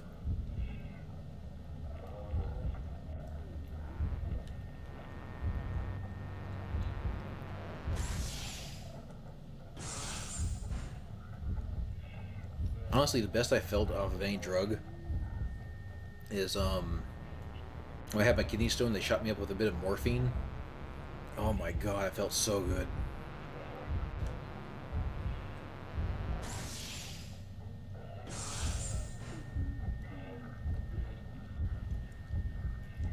They gave me some pills and shit to take home with me in case I started hurting again.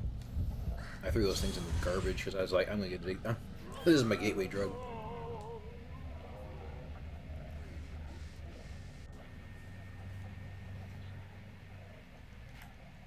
I think if I go in here, there's gonna be some kid ghosts. I don't remember. Where's the twin ghosts? Those two girls. Oh, that's not till later. Hmm. No, they're not.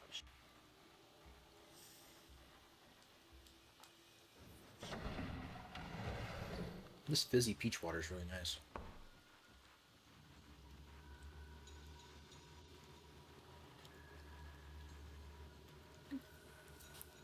And drinking carbonated water, I'm surprised. Yeah, I usually don't like sparkling water, but Yep. that's quite nice. It's fine. Drink more. You bought it. You should know, you bought it. That's actually cheaper than the ones in Tesco's as well. Because it was free for 120. Yeah, I'm trying to think that this new place is better. Morrison's.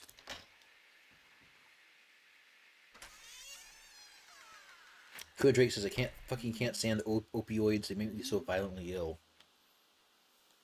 Well, the opioid epidemic, I mean, the more you can stay away from those damn things, the better. And that's one of the things that Jordan Peterson was finally coming down off of, is some opioid addiction. Can't remember what the drug was exactly that he got hooked on.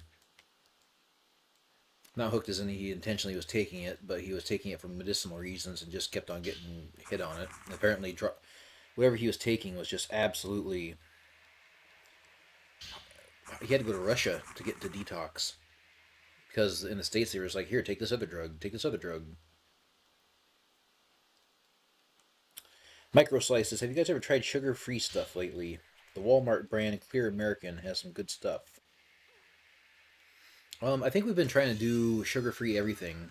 We're trying to get back into ketosis to lose a little bit of weight. And so today we've had eggs and bacon and sausage and Baby Bell cheeses, sugar-free water like this. And what else did we eat? Fiber Baby bars. Bells. The fiber bars have very little sugar in them. I already said Baby Bell cheese. So that was it, really. Yeah. Like those coffees. Oh yeah, the coffees have a bit of sugar in them, but then we also we only have half of one of those each.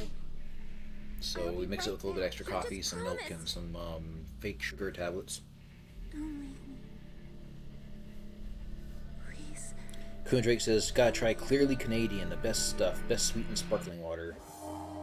Hint water is good too. And Cabbage Pillar is talking about bugs.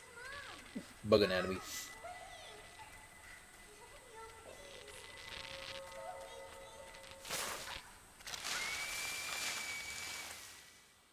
Yeah, so basically, in case you didn't know, your sister's broken leg is kind of your fault, and you kind of blame yourself for that.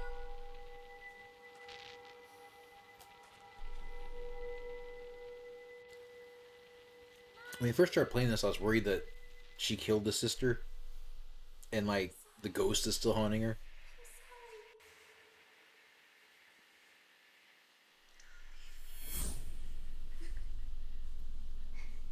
Don't leave me anymore. I'll be right back. You know my favorite drink, or one of them, Really will. What? is you just take regular filtered tap water, and you dice up cucumbers, lime, and mint, and you just toss it inside and let it just infuse the water. It's amazing. Because, I mean, I've never been one for cucumber until I learned it was part of the watermelon family. Then it's like, oh yeah, it does kind of taste like a melon, doesn't it? But if you add cucumber to water, it really makes the water taste a lot cleaner. It's really weird. Like, it doesn't really taste like cucumber too much, but it just makes it taste fresher. And if you add a little bit of lime and mint to it, it tastes like a very, very clean mojito.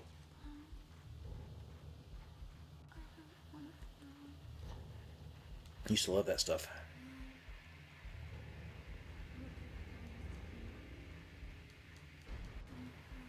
Yeah, see, even Kuna says a good glass of mint water. But seriously, add a couple of lime slices and a little bit of cucumber slices.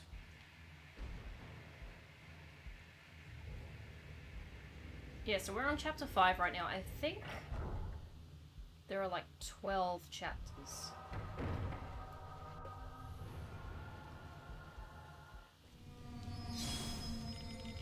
Uh-oh. Out of the well, huh? Or out of the pit. So you save your Type 90 film Oh yeah, save that for for good the stuff. very last boss, right? The most powerful film you can get, that's the second most powerful. The most powerful is Type 0. And there's only like, I think, maybe 8 things of that in the game. And you save all of those that you collect for the final boss. Also, the final boss regenerates health, so fuck that. You son of a bitch.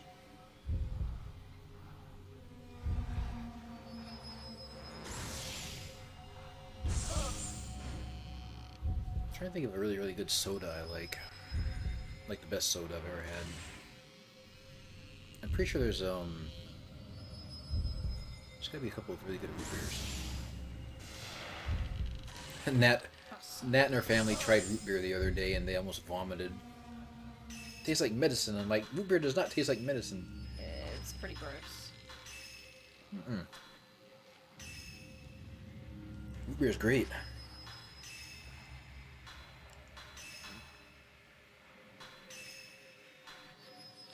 Yeah, micro slices kind of doing the same thing I do. Blend water, cucumber slices, lemon, mint, and a hint of cinnamon, and then run through the coffee filter. Another really good one is you take water, you take a little bit of apple cider vinegar, cinnamon, ginger root, lemon juice, and honey. And it's a detox drink apparently. If you add a little bit of cayenne pepper to it, I don't do the cayenne pepper though. But if you do just those, it tastes like hot apple pie.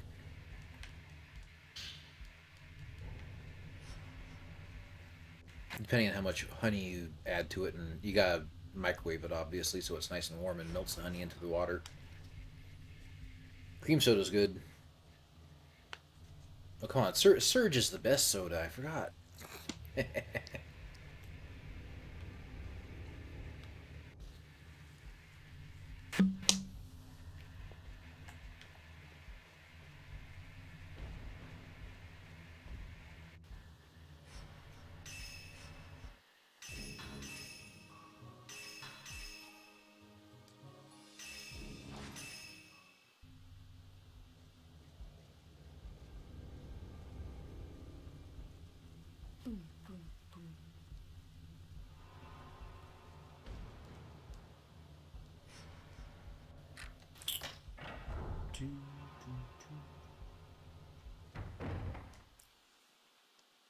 Well, Trony's having fun in the Not Safe for Work Discord.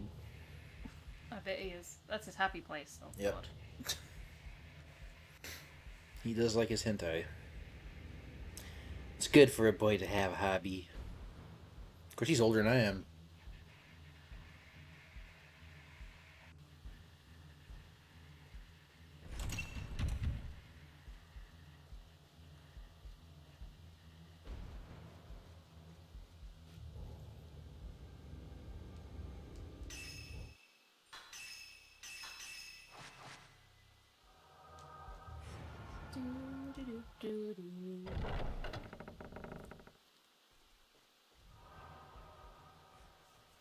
Jesus Christ. What?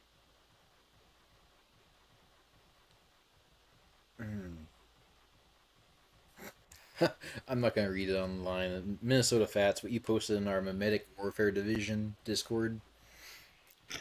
Wow. The Swedish girl. Nope. Not reading that. We're just going to move on.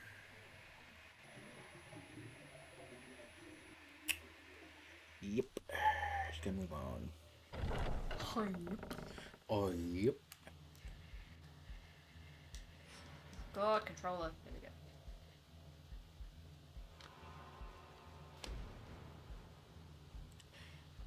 we go. Masquerade Studio says their younger brother, without reading the bottle, took a big swig out of an apple cider vinegar bottle. Oh, yeah. Whenever you use apple cider vinegar, you only use trace amounts. Although, if you have a crock pot or a slow cooker, as they call them in England, and you put a roast or some type of like shreddable meat inside of the crock pot, if you just kind of put a little bit of apple cider vinegar on top, it tenderizes the meat. In fact, my cousin Johnny, he's a barbecue nut, right? He loves making barbecue chicken, barbecue ribs. He's obsessed with barbecue, right? He actually uses a bottle of apple juice and a spray bottle whenever he barbecues to, number one, keep the flames down, but also to kind of like spray all over the meat. Thought that was cool. And that boy can make some good barbecue, I'll tell you what. I'll tell you what. He sells barbecue and barbecue accessories. There's one thing about rednecks is they fucking love the barbecue, man. They do it good. Oh Lord, but that little country boy.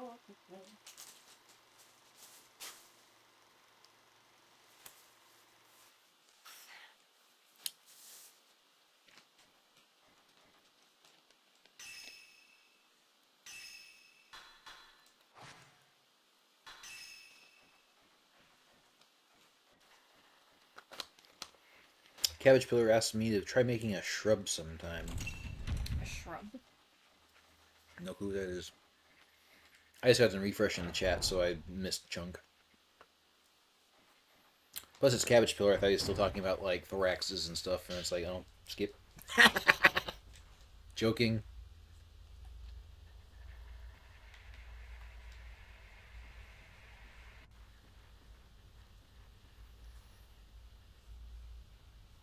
See, I mean, this should be a really good study in fixed camera angles. Did you ever get any of these like camera angles? Kind of like let you? Did any of these inspire you for what the Oh yeah. test you made? There's something behind you on that bridge, isn't there? Yeah, it's the headless lady. Headless lady. Or the one with a broken neck. I don't think she comes out yet. Yeah, that chick with a broken neck.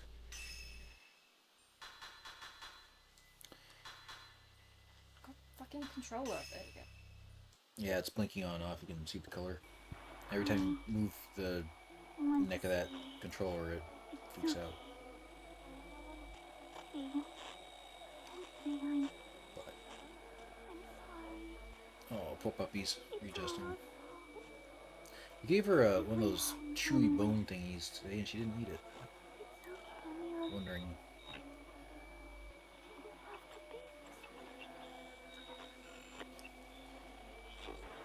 Kuna says barbecue meat's good, but I need a smoker. I love smoked meat. Yeah.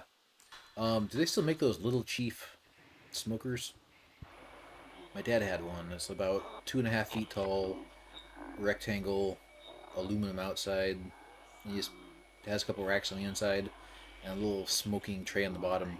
You put like cherry wood or apple wood or hickory or whatever on the bottom, and you just plug it in. And you wait a couple hours, and you got smoked meat.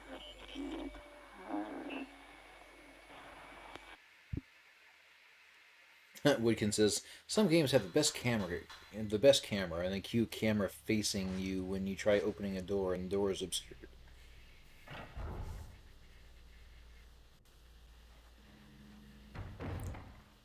But no, in case nobody remembers, or in case you haven't heard it, Nat's dissertation in uni is obviously she's in game development, and she's doing a dissertation on the effects of camera angles in horror games. So she created this short horror game, and has a couple jump scares and some other spooky bits.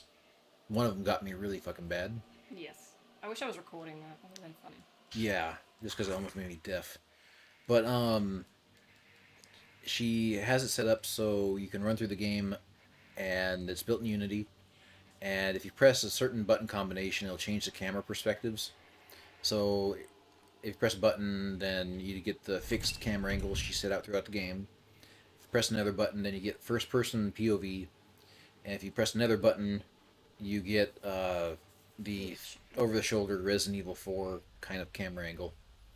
And she's trying to measure her victims, I should say, her testers. They give her feedback on which one they think was the scary. They play through one of them and give their feedback, and then she's going to tally them all up and see which ones had the best results. So, and she also records these people as they play them. And unfortunately, she can't show anybody these because she's contractually obligated to destroy the evidence once she's done with her test. But there's this poor kid from Hong Kong who is getting absolutely freaked.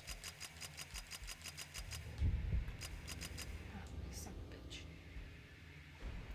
Too quick with the trigger. All right, Micro Slice, have fun. Oh, he also says that those there you go. You got your ghost.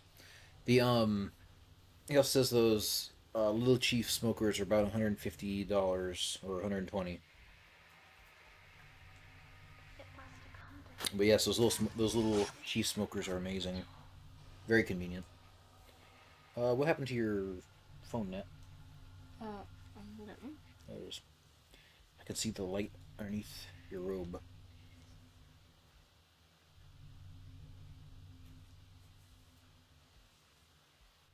Glowing like a ghost.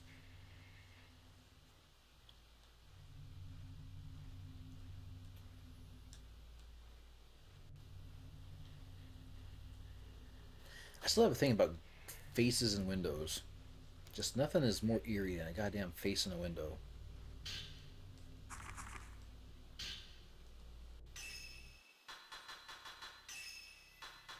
If I make a horror game, there's gonna be faces in windows.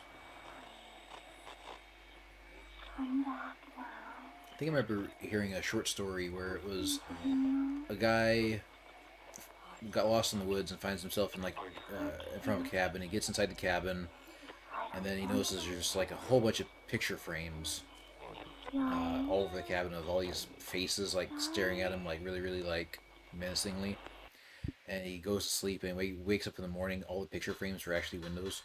Yeah, I've heard that one. Well, I've heard a slightly different version, where there's a guy staying in a hotel, and there's one picture that he makes him uncomfortable, and he can't.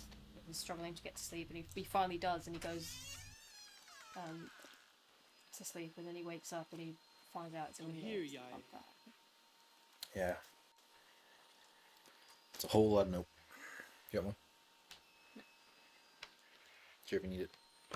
Face in the window! Don't give up.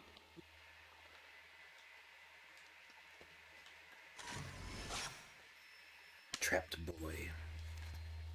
I mean, you know he's a ghost. One of the helpful ghosts, but a ghost nonetheless. A pattern in all Fatal Frame games. I've only played the first 4. I haven't been able to play the Maiden of Blackwater yet, or whatever it's called. But a pattern is that if you go in to save someone, they're gonna die. It's too late. They're dead. Just let him go. Every rescue mission in a Fatal Frame game fails. Terribly.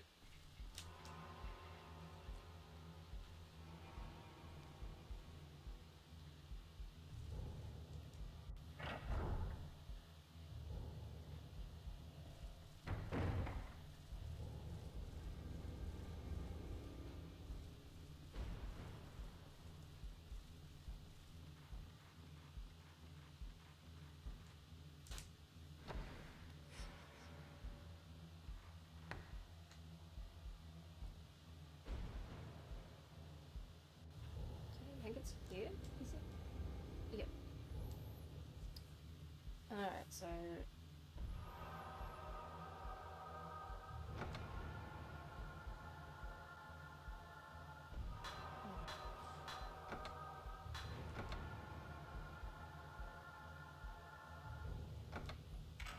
Yep.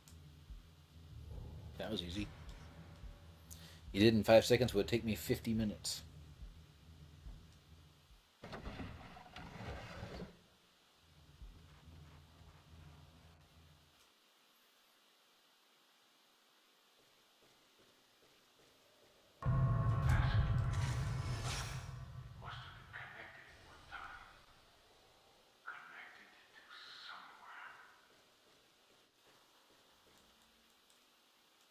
Damn it.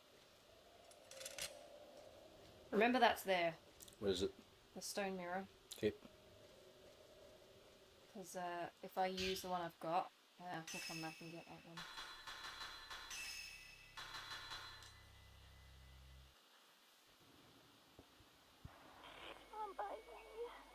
That was the person who's crushed, wasn't it?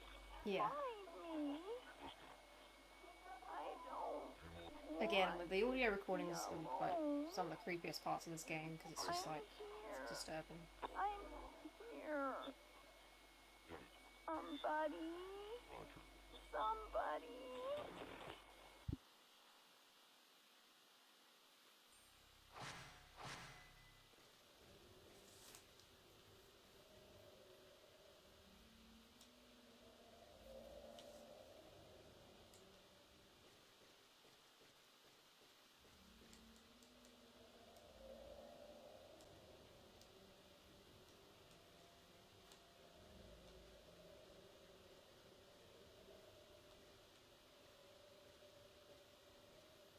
And for the ghost with the legs on them. Swear. There's like a leg sticking out of a boulder, isn't there? Somewhere. You might have to get it later. I know you come back here later.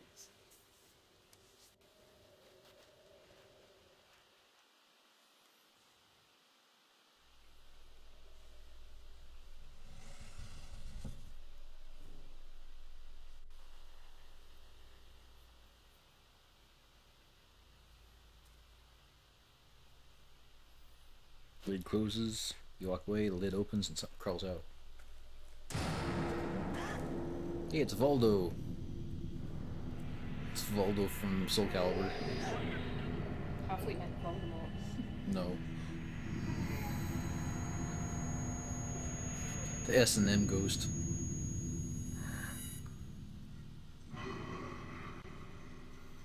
So these are the blind ghosts. So they can't see you, but they'll react to the sounds and shit.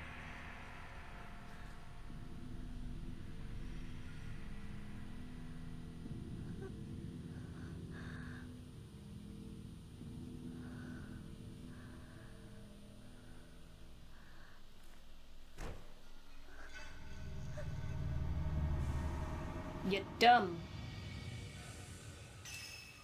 You just took a step and they freaked out.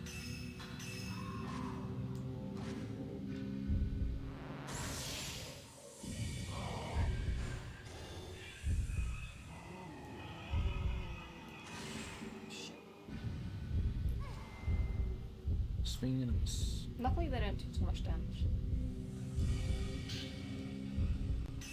Yeah, you could just peace out from this fight, I think, but okay.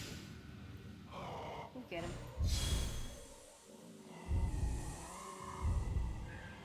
You'll hurt him. Hurt him real good, the way he likes it. He's in the bondage and stuff.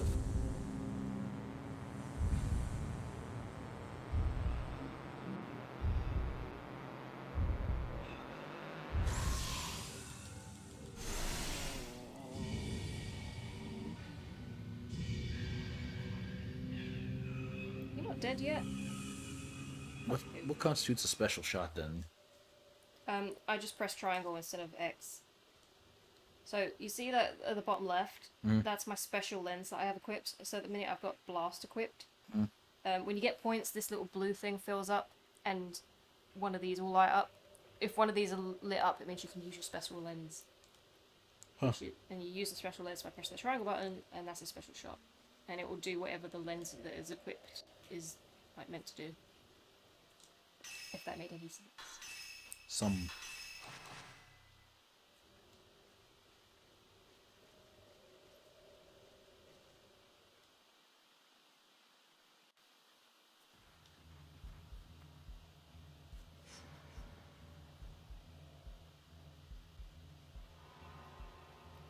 Check. Is there items anymore? Hey, type 0 film, there you go. It's for the big boys. Winner, winner. Boo. She's hot.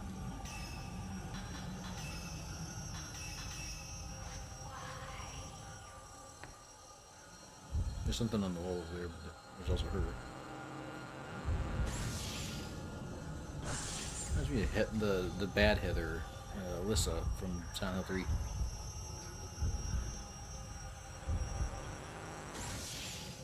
Good shot. See, Alright, honey, strike a pose. Now I've got 2 at the bottom left. The better the shot, the more points you get, and the more points you get, the more of that bar fills up. Now blast your ass.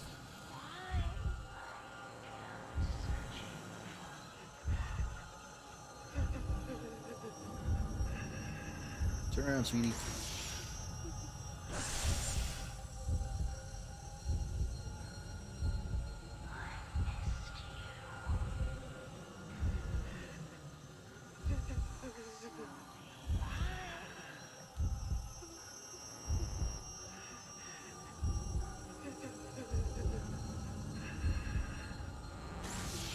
So what's her backstory? So her boyfriend came to the village and went missing and didn't return, so she came to find him, and then she found him in this house, and he strangled her to death because he was like driven insane.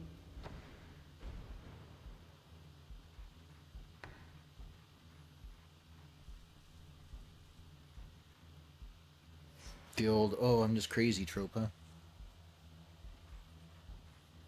Could make more interesting and say that she mouthed off too much.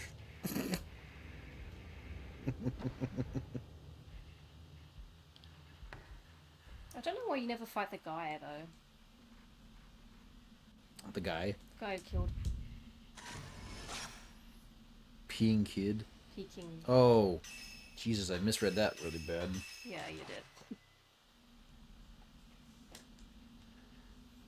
The Red Error, I see you on YouTube. It says, wow, it's still going. Yes. We're still going.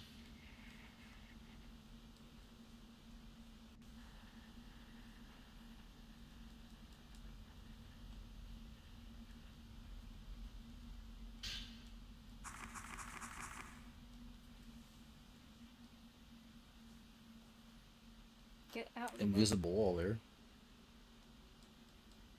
The hitbox detection sucks. Why does this have its own little camera? Can't It's first not- person or something? Or?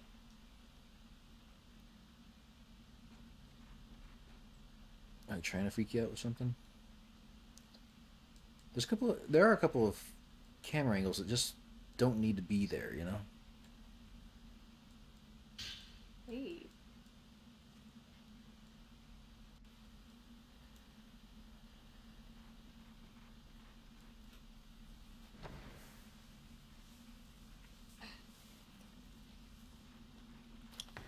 Fluent Drake says, if we like true crime stories and fucked shit, we should subscribe to Dead Bug Says. Red Air is back. Brewing some tea to make iced tea lemonade.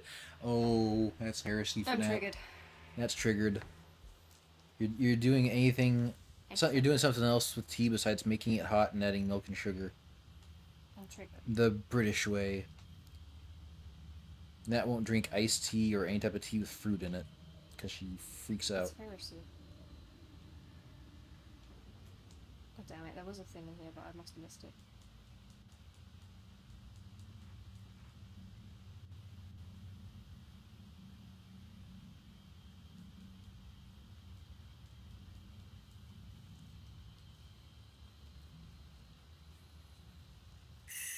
Oh, fuck.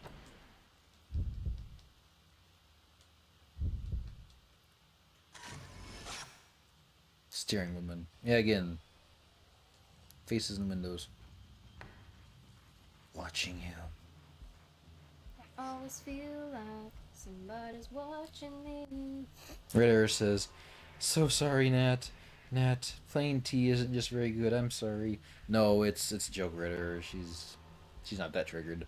But apparently English people don't like the idea of iced tea or like peach tea or raspberry tea or anything like that, or the Arnold Palmer you're making, which is just basically tea and lemonade. I mean, okay, They think- it's more of a joke. It doesn't really bother us that much. You just don't like it, though. I mean, yeah, at the club you work at, you practically had to give away the peach tea because no one was drinking it. Yeah. I'm sitting there going, "Fuck yes, line me up." Inject it straight into my veins. Kuna Drake says she's a tea whore. Well, cheap date then, right? Teabag for a teabag, right? But yeah, the peach tea is delicious. I love me some peach tea. Although I don't like sweet tea. Like if you just take like tea and add sugar to it, iced tea and add sugar to it. I never had a taste for that. Red Air says, free peach tea, you'll let me drown in it. Yeah, they're practically giving it away. Or it was dirt cheap just because they couldn't sell it. Okay. I mean, it was dirt cheap anyway.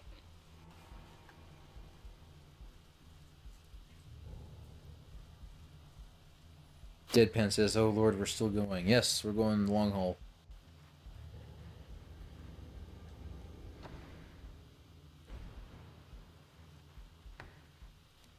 Who dat? Jobs list. Oh. Actor required for company alert.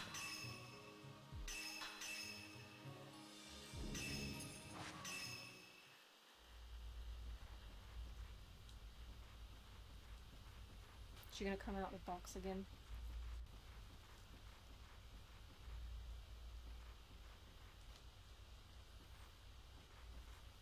Kuna Drake says Yorkshire Gold is good tea. Yes. Are those the ones that the big fancy ones that you use? Big fancy ones. Yeah, the ones that your mom has in the tea container. Possibly, I don't know. I think they're Yorkshire for sure. Fuck you too, Deadpan.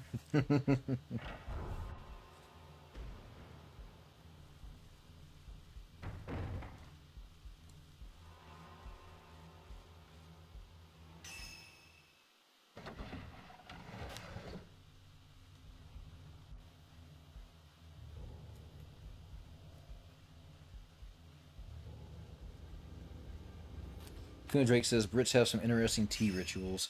Oh, you should hear Nat describe how to. First time she told me how to make proper tea. She said, "Okay, first put it in a tea bag. Then you got hot water. Sugar. Yeah, sugar first.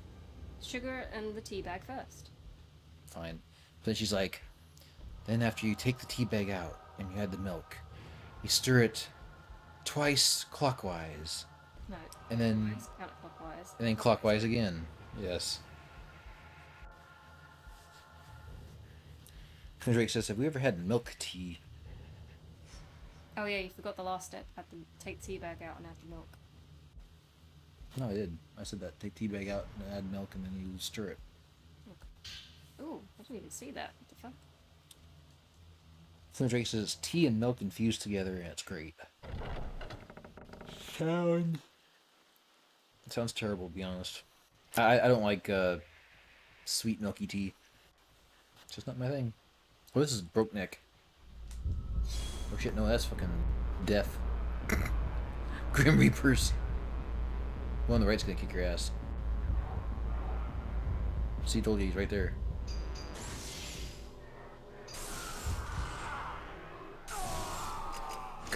Combo.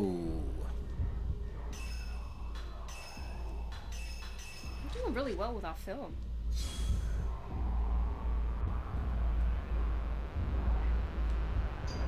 Oh shit. Or you could just not hit him. We're doing really good with our film. Click. Like, empty click. If you get two of them in a frame, you get bonus points, right? It makes that kind of, that, you see the yellow dial around the Yeah. front? Yeah, it makes that go up faster. We should try to get them over to the left then.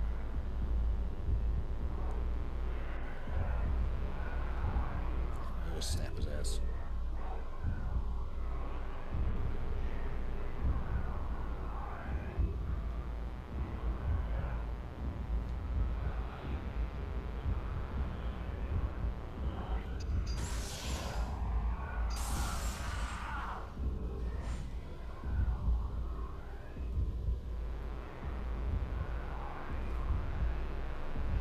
Cabbage Pillar says they're one of those heathens to just leave their tea bag in the whole time while they drink.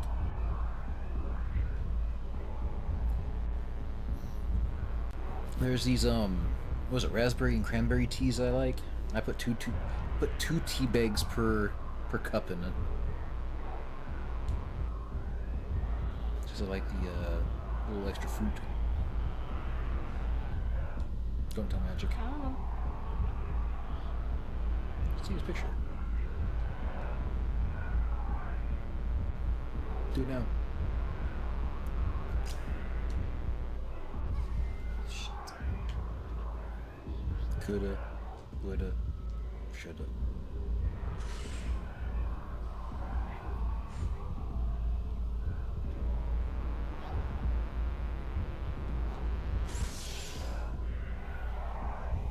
Alright, one of them's down.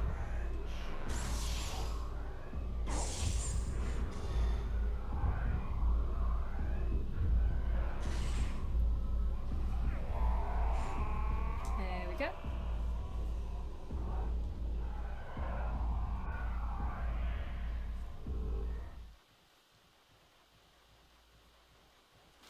Alright, so now, swimming woman or breakneck? Which one is it? I don't think either of them come out right now. Really? No. I swore there. Maybe you already killed the drowned woman, right? Yeah, that was earlier. Yeah. I thought there was another one though. I think she does come back later, but not right now.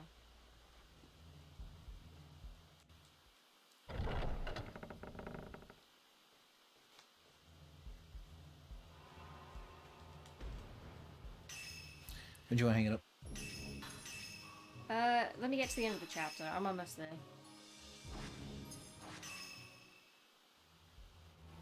Kuna says that Earl Grey is one of the best tea flavors, but she doesn't know why.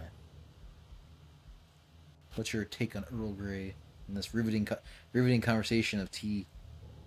I like it, to be honest. I prefer, Earl Grey goes with lemon, right? That's how you do it? You don't use milk in Earl Grey, you use lemon.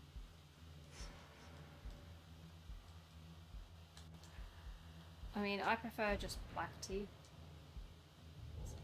Racist.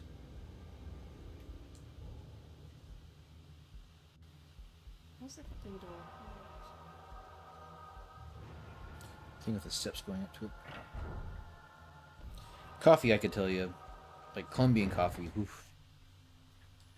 I tried a Kenyan coffee a while ago, and that was really nice too.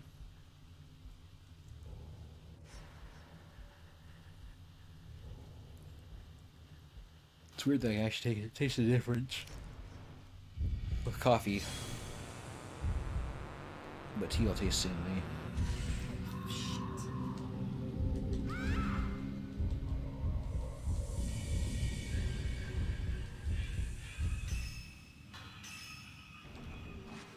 One girl, two ghosts.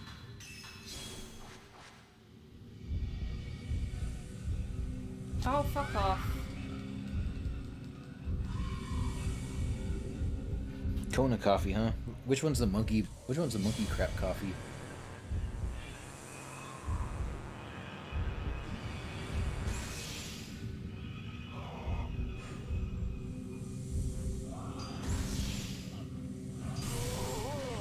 Oh, bollocks.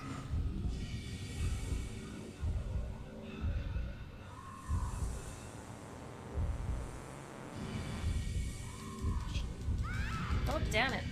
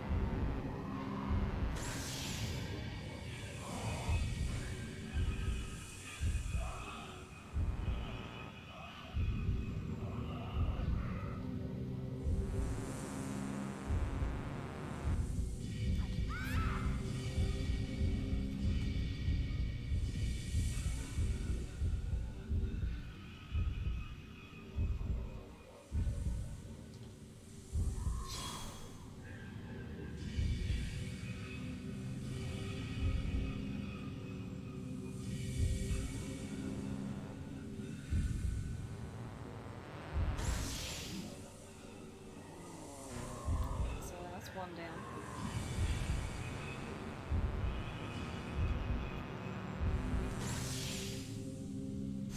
That's two.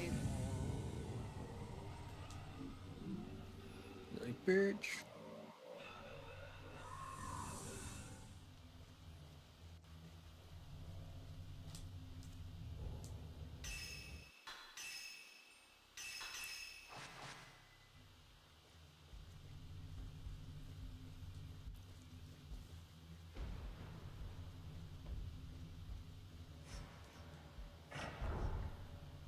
And behind door number 2, a wall.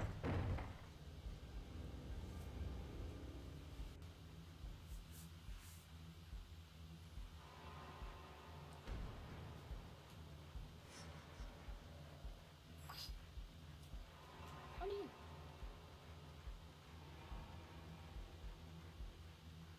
Taking controllers or not? It's more this controller being stupid. I was asking what type of controllers it has. Oh, yeah. But it has this thing where if you just hold the circle, the square button, you just go forward. Go in that forward direction.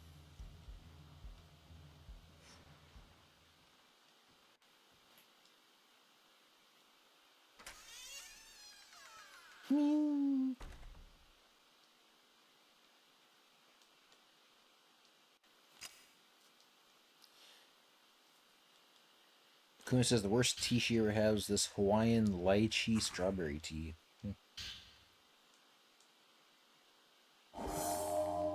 Never had. You two go on by yourselves. Reminded her of dryer sheets. Yeah, that wouldn't be tea. That'd just be detergent, fabric softener.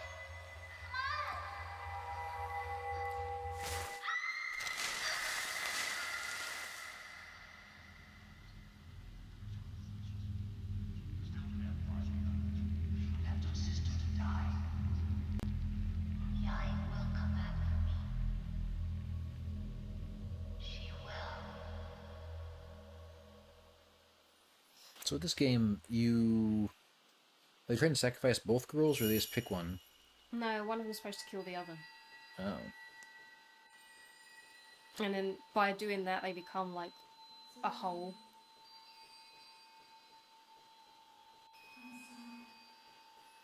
There's no twins in the audience.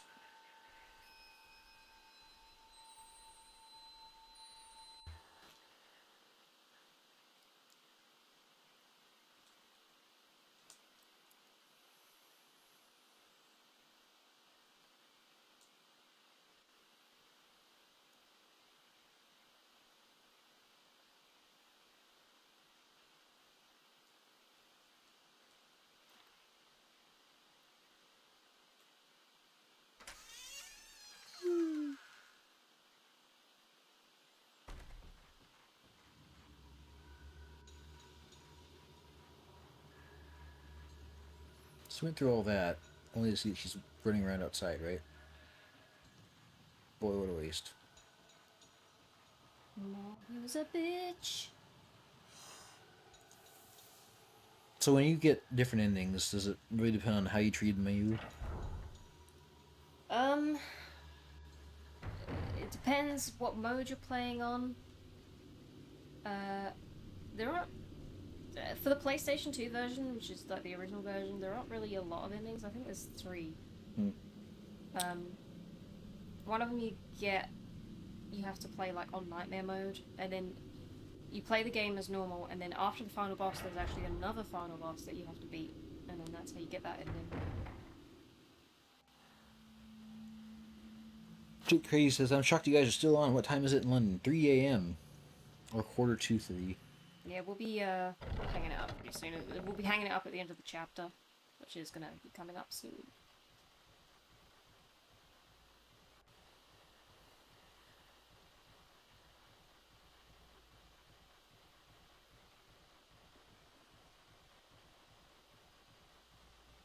What's up? Nothing to see.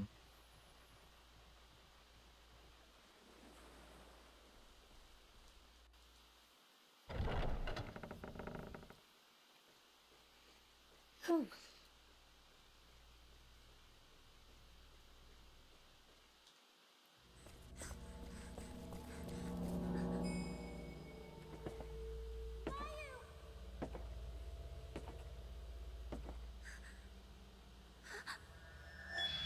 Here's Brooknick.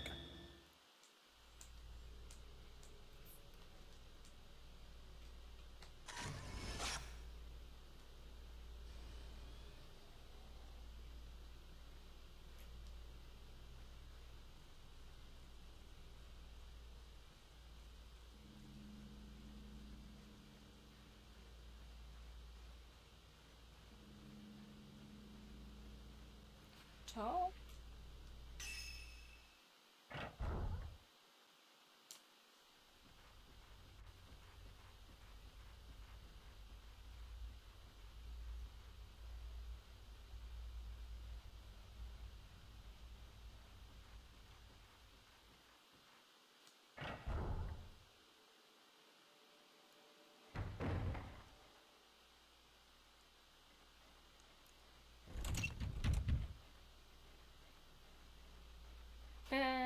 Here's the broken neck lady.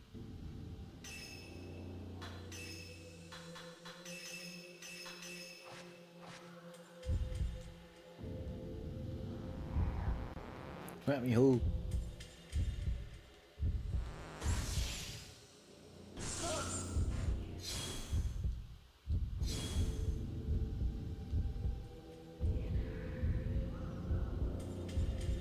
She's got taco neck. You're British, you wouldn't get it. I don't get it.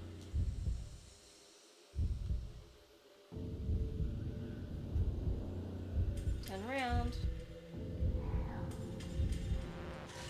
Bollocks. Turn around.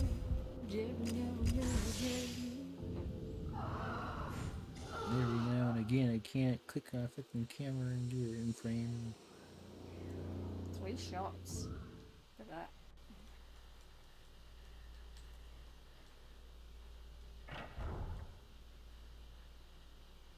Backtracking, yay!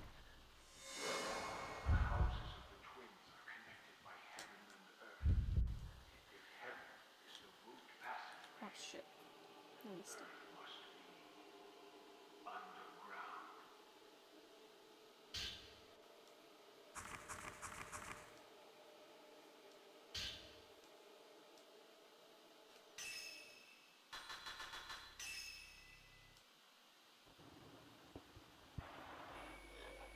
The twins' house over the bridge.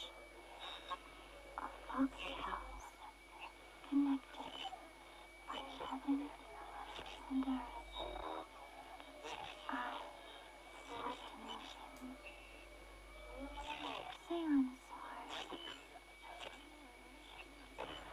Anyways.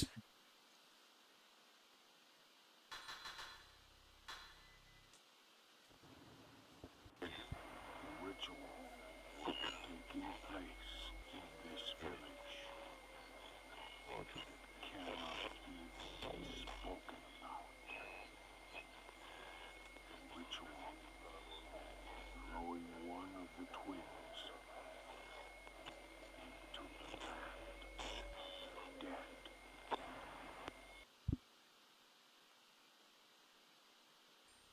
Okay.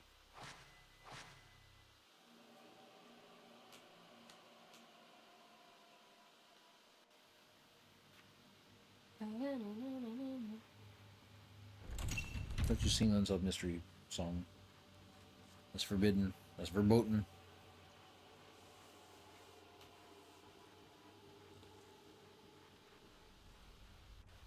Okay, I think we have to see Dude and then get into the other house, and then there'll be a safe point in there and I can save. Unless, I don't think you can go through this other door, but... Projector room. Go there. Yeah, no, it's locked. Alrighty-roo. That would be said already rude.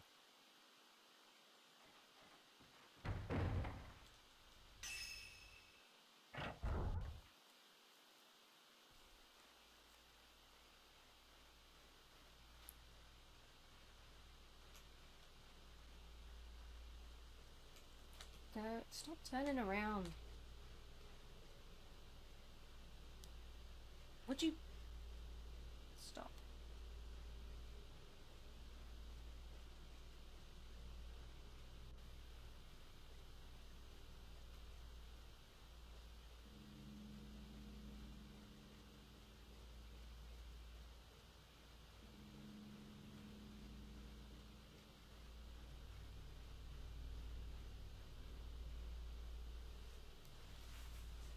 Da-na-na-na-na-na.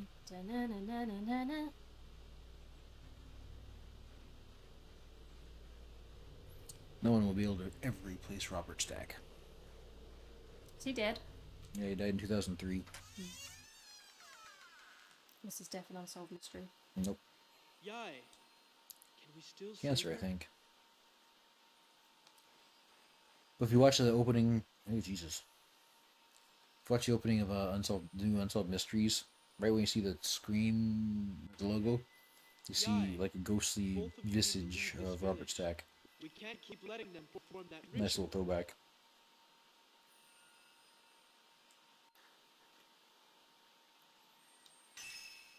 So what happens if you keep taking pictures of them? Nothing. You just get, they count as like, special photos. So he's not exercised?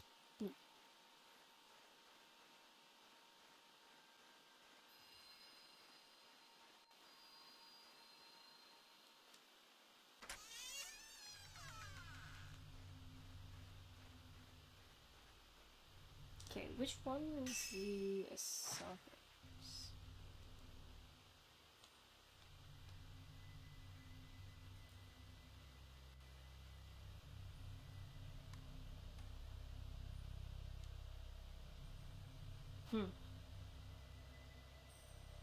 Oh, unless...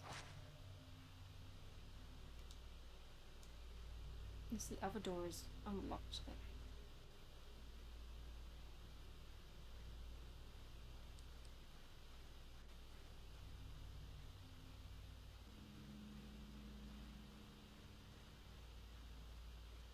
Your stomach. Yes.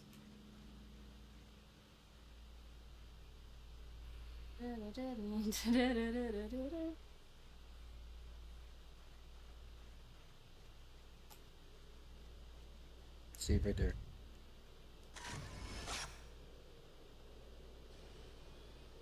Well, let me get in the house first. See, point right there.